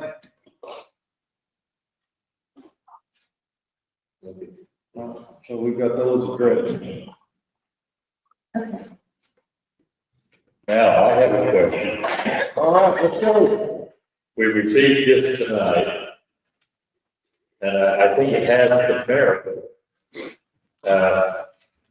However, this is actually not to approve this, pending more information going out to the community. If we do approve this tonight, I think we need to address this to the community, because I know there are a lot of questions out there. They think that in doing this, we're giving away our water, sewage rights, all this stuff. There needs to be some educating the community about what this means for the city out there. Well, there was a statement that I. Didn't Brad have a statement that he? Right, Brad has helped us put together for them to put the newspaper. Okay. So they kind of talk about, basically, what our options were, so. So I guess we've already voted on this item, and we have approved this item. And typically, the mayor can sign the resolution without this being an agenda item. Right. But just the sensitive nature of it, to make sure that we're trying to make sure everybody understood what we agreed to, then that's why we're always using the resolution. In addressing things like Cordina or Mr. Devine had a question about the intent on the consent, where the representative for the developer wanted to correct some verbiage under the resolution, which our attorney said did not have an impact on the enforceability of the document. And so I think we addressed that, and no leader till Mr. Devine. It's a little personal, Mr. Smith. And, had some concerns on some other portion of it. But personally, I understand that when you're after the city standards, it's city standards at the time. So, that's my understanding. So, Candy, Keith could raise the question, I think if we delay signing this, it should all get. Yeah. It's just a matter of being Well, I think transparent with the community. I do think that this notice or this letter raises legitimate concerns about, whether we have done our duty to allow the public to know our deliberations. A lot of our deliberations, I feel like, should not have been behind closed doors. I think there was a lot of policy deliberation that was in executive session. I'm not saying anybody did that on purpose. We just got in there and then 2 hours went by and we came out and with no public discussion voted to pass this consent. And I got a lot of calls this week people going, why did you do that? Really angry that they haven't had an opportunity to participate in this process and to understand the process and to understand what our options are, which are few, I'll grant, you know, given the legislature. But the point is transparency and open meetings that are available to the public. We certainly, you know, COVID is nobody's fault, and that's a big part of it. I can see that if this had been any other time besides the holidays and during COVID, this room would have been packed with people. It would have been packed with people. People do not know this is going on.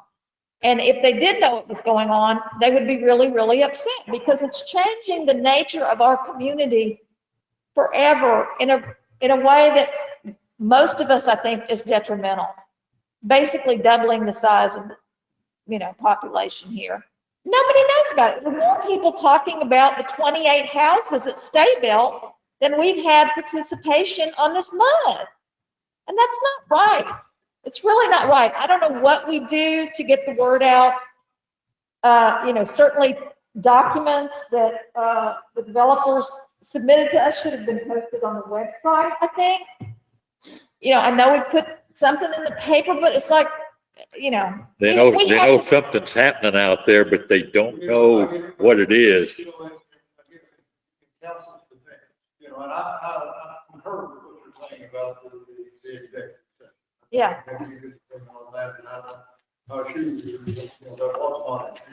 Right. But in the best interest of our city, we had a deadline. Deadline was January 24th, and we had to meet that deadline, or we had no more input on the phone. Well, I understand. And, you know, we asked to stop the clock and start it over so that we would have the time to do public meetings.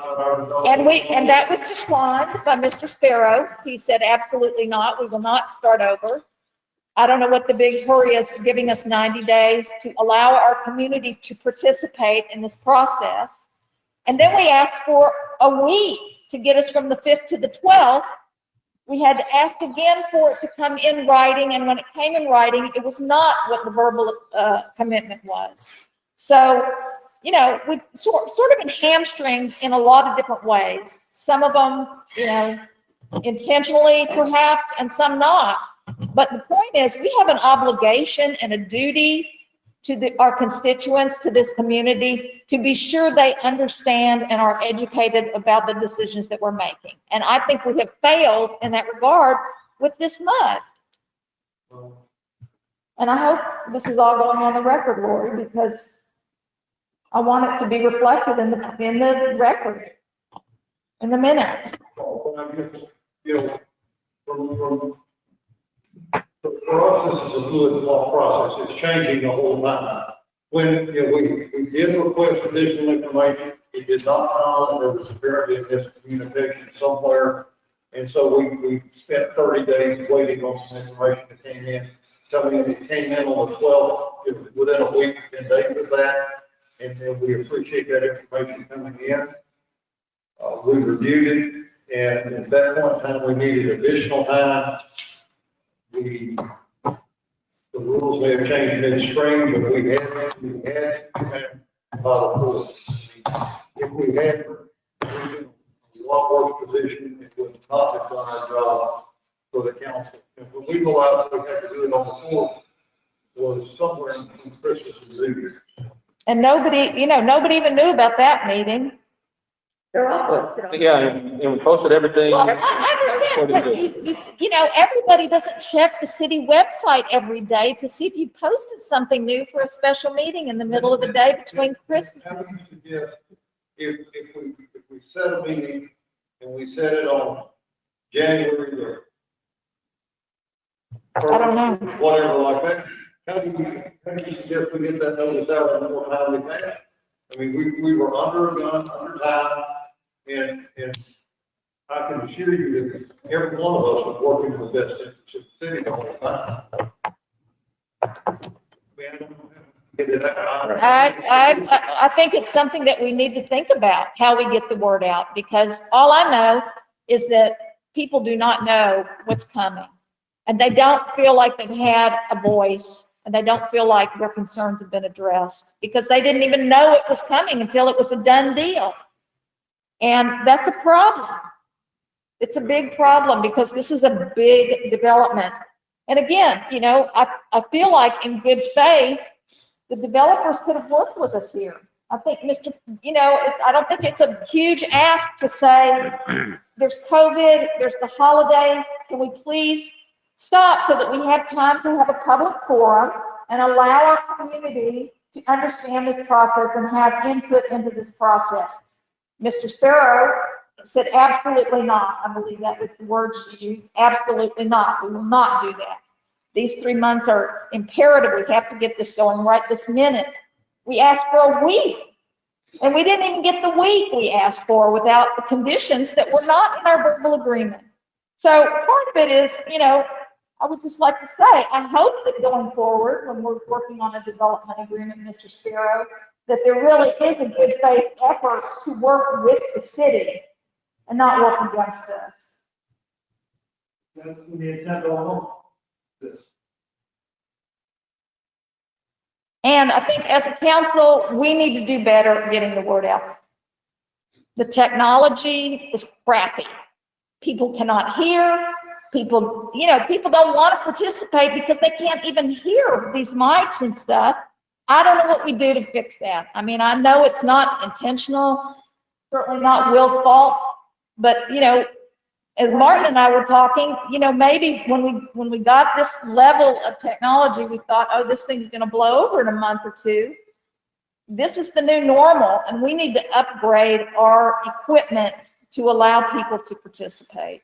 Well, I think by moving here, you know, we made a big step. Yes. And we do have more people, and if you want We to hear, do. then you know, come in. And But there are people who will choose not to come. Right. Anyway, and they need to have a way to virtually participate. Okay, I'm done. Ms. Devine? Ms. Devine? Yes. I just wanted to add one thing. I've been in person and I've attended these, obviously virtually. And so the first half of the meeting, you were harder to understand because you were a little bit further away from your mic. Uh-huh. This last 10 minutes or so, I could hear you because you were close enough to your mic, and it's flipped. I wasn't going to say that. I make no judgment. Scream all the time? Is that what you're saying? No, ma'am. I'm just saying, I just want to remind everyone again, get up close to your mics because it really makes a difference in what people can hear and how the clarity comes through. So just remember that, because as you were talking about the lousy technology, I could hear you perfectly. So just be sure everyone speaks loud and right up into your microphone, and it will help a lot.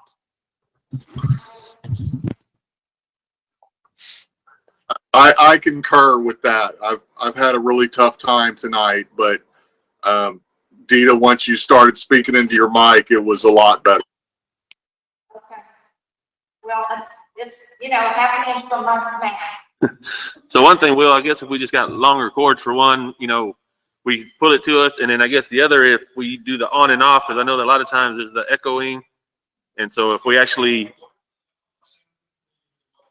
right. So if we turn our mic off when we're not speaking and only turn it on, then I think we just need to change our habits. Right.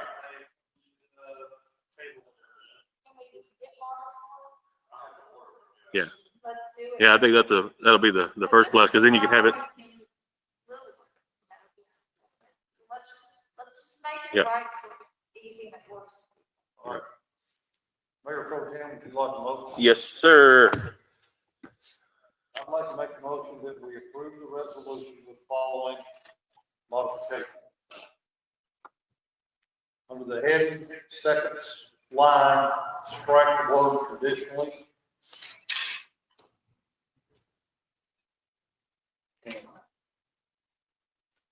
4 paragraphs down below that, change that to read, whereas the city desires to grant consent to the creation of the municipal utility district and the inclusion of the land in the district.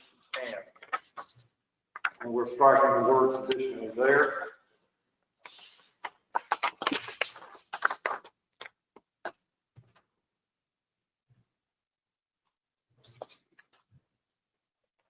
On exhibit B, item A, 12th line down, strike the words that have been. Under exhibit B, section C or paragraph C, strike the words in the second line, which have been.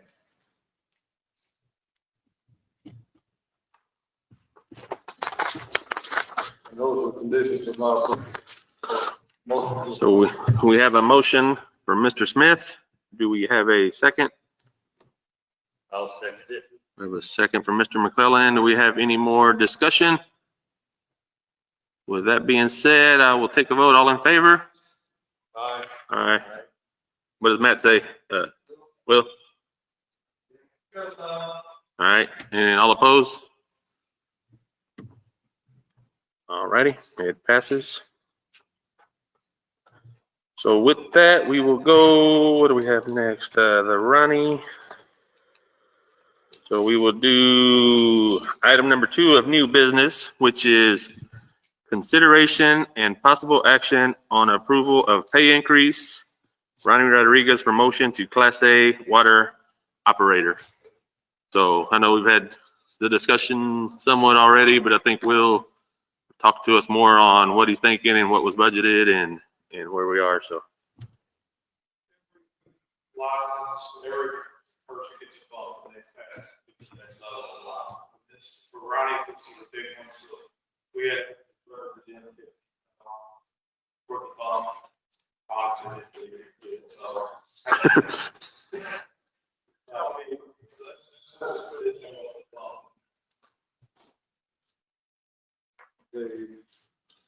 I'd like to discuss this further. I don't know if you want to do this in executive session. It's not my fault. It's not- Well, I mean, I talked to, I don't know if council wants Well, to discuss this. and I think it's up to Ronnie. I talked to Brad a little bit. Brad, and correct me, you know, if some of this gets too sensitive and Ronnie doesn't want us to talk about it in regular session, then, you know, we can go to executive. But if it's public record of what he makes, you know, it's whether we say it right now or somebody asks for it. So it's up to you, Ronnie, if you're comfortable with us discussing this, and if at any time you feel uncomfortable and you want us to go to. It doesn't, well, council lines, historically, the past is always been that session with this. Yeah, there's good, personal matters. Yeah. I mean, we understand that they would public record. I'm gonna ask him to go to executive session. Okay. And Brad, do you see any issue with that, us going to executive session on this? It's not on the agenda that way, but. No. Well, it's a personnel, it's listed as a personnel matter, correct? Correct. Okay. And then if Ronnie requests it, then it can go into executive session. Well, because that's state law. Well, and I guess it really doesn't say personnel. It just says consideration and possible action on approval of pay increase, Ronnie Rodriguez promotion to Class A water operator. Okay, well, then I'm gonna suggest that unless there's a specific legal question, it's not really noticed for executive session then. All right. So if you have a legal question, I can answer legal questions, but just for general discussion, it's going to have to be an open, or you can table it and put it on the next agenda as a personnel matter, and Ronnie's request to be discussed in executive. Ronnie, you don't have any objection. Okay, all right. Yeah, we'll go forward. Well, I have, what is Ronnie's hours?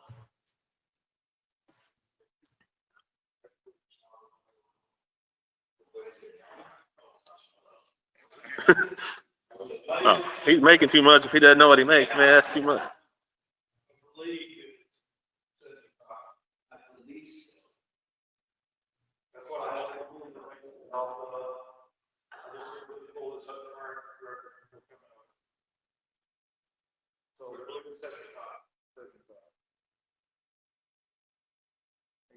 If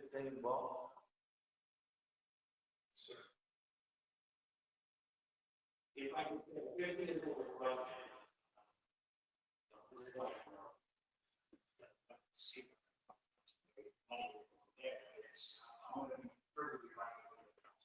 We put it in there for a budget reason, be staked out, Senate now, October.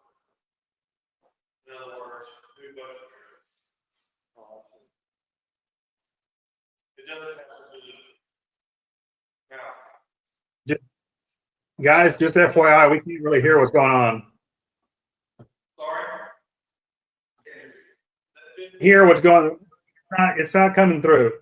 We can't hear anything.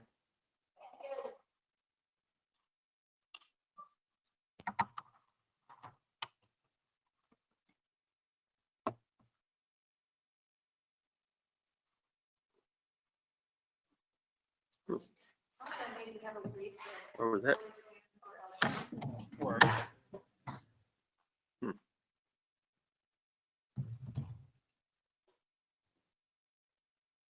Can you hear me, Brian?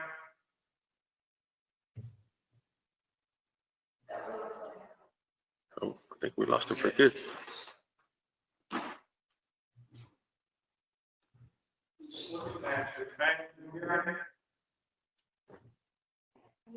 Brad, did you hear me? Uh-oh. We broke it good this time.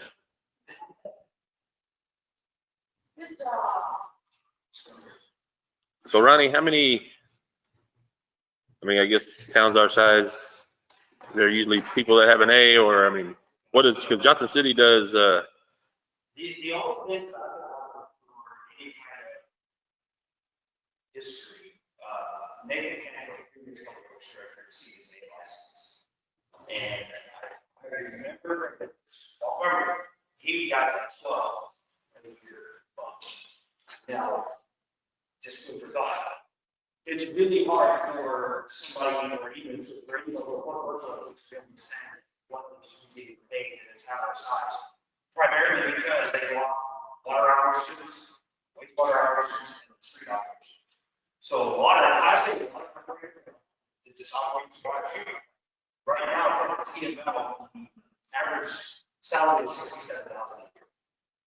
Just for water. and that's all you do, okay. Record salary is like $55,000 a year. We have like streets and parks department now, so it's really hard to just go out and one and say this is what we should. What about fresh water? If we can cycle those, everybody brought in silver and gold, then we have.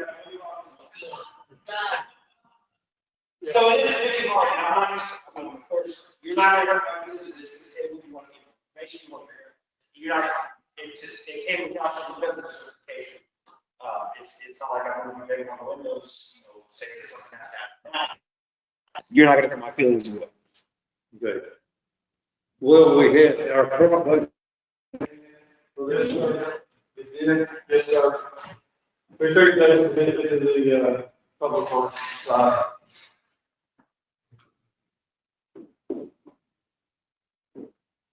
Can I hear you now? I'm trying to find that out. And I guess not knowing what he makes right now, kind of throws a little loop, so I don't know if it's.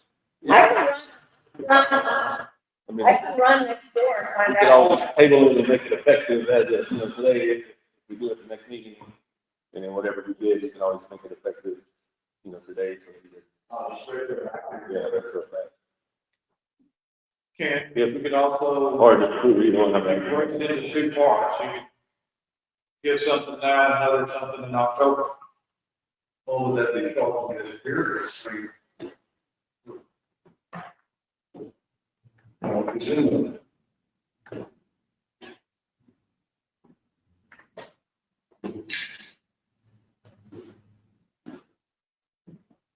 So can they hear us? Is that? So we still off? Are we working on it more? If we're not, we can still have this. Right, I think we can't, we have open session. So really, we should be discussing anything. We didn't.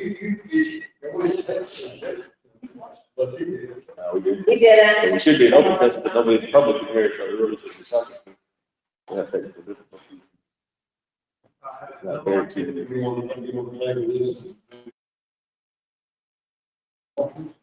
we can do executive, it's just the phone. So if we're executive, we can just call, well, executive as far as. Yeah, and I don't know if there's anything necessary. He's just gonna.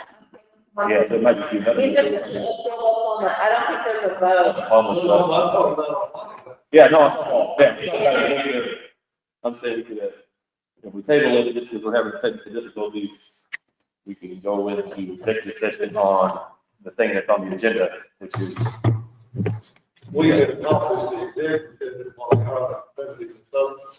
The executive session of the, yeah. You need a motion to table this until we get. Well, no, now I think about it, if we make a motion right now, we're dead in the water, we can't really move forward. Brad, can you hear? Yes. I can hear you. Can you hear me? Yes. That means.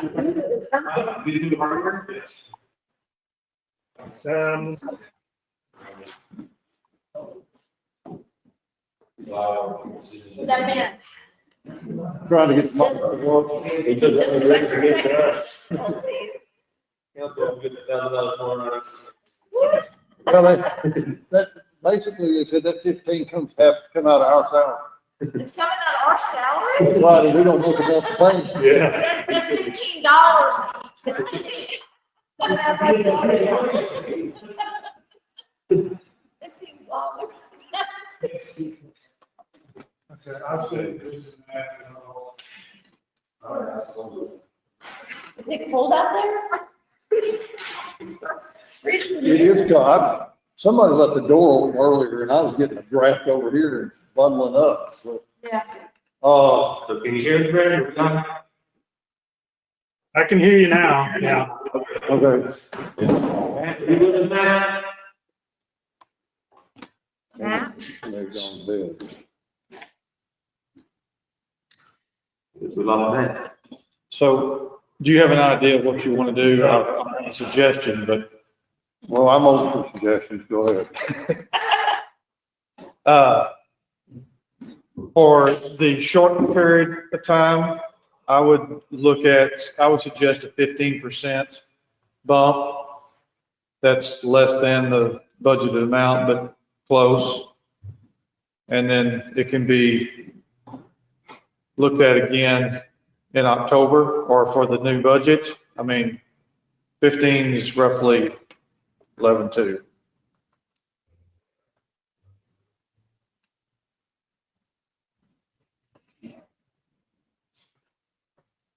It is like, couldn't do it my hand. Okay, you want a motion? Yeah, but one more thing, just for me, to me, I think to y'all, I do not think that this being unfair. That's a big deal. The license and the work that went into it, and somebody's got to reimburse him for the alcohol he took after getting the license. That's 22%. Well, I think we give a percentage on all. That's what we're talking about, 50%. Yeah. No, that was to cover the other expenses you had. 22.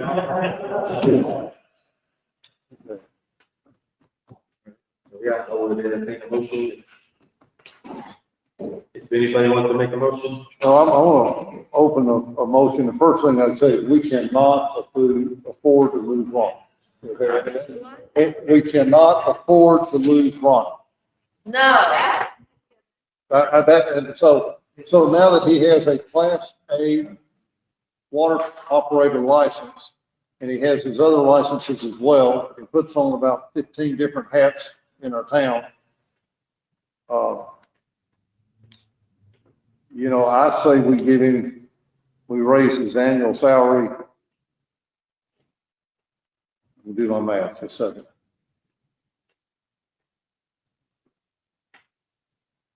To $86,250 a year. 86 what?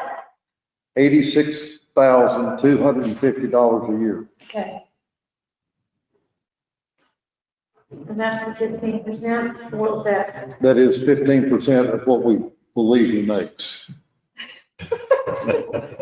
And he doesn't know what he makes. No, he makes doesn't. so much. He stocks it all But away. anyway, we are all aware that we got. Okay, I'll rephrase it. It'll be, all right, can I rephrase? Yeah, we'll catch it. I'm gonna rephrase this one. Okay. We, in consideration of his Class A water operator license, we increase his annual salary by $11,250. I'll second that.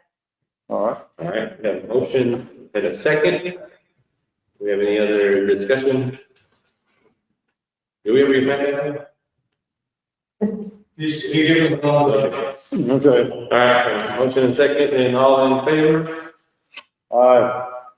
All opposed? We'll tell you what, take Monday off too, as an extra bonus. Go ahead, take it. I think. We think we allow it to do big, and like Mr. Smith said, we don't want to lose you, so appreciate everything you do. That's almost as much as Mr. Salcedo gets to be in mayor pro tem. Yeah.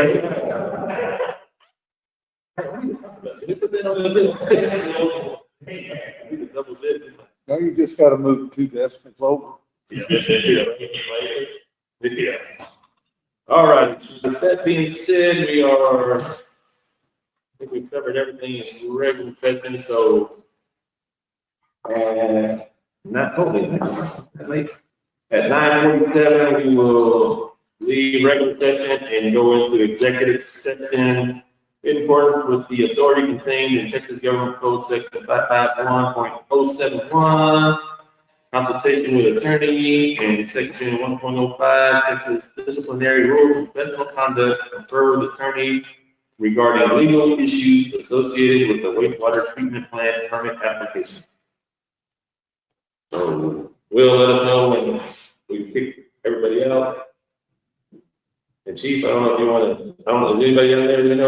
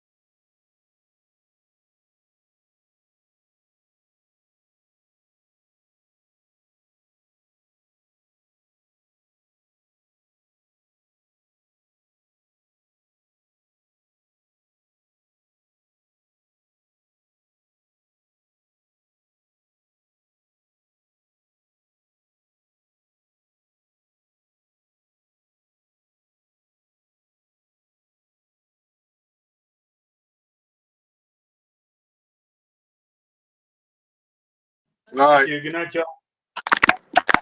I don't know how to turn it on. Here. Actually, pushed something and it came on and now I'm trying to figure it out. Yeah, my little kid. Oh, there it is.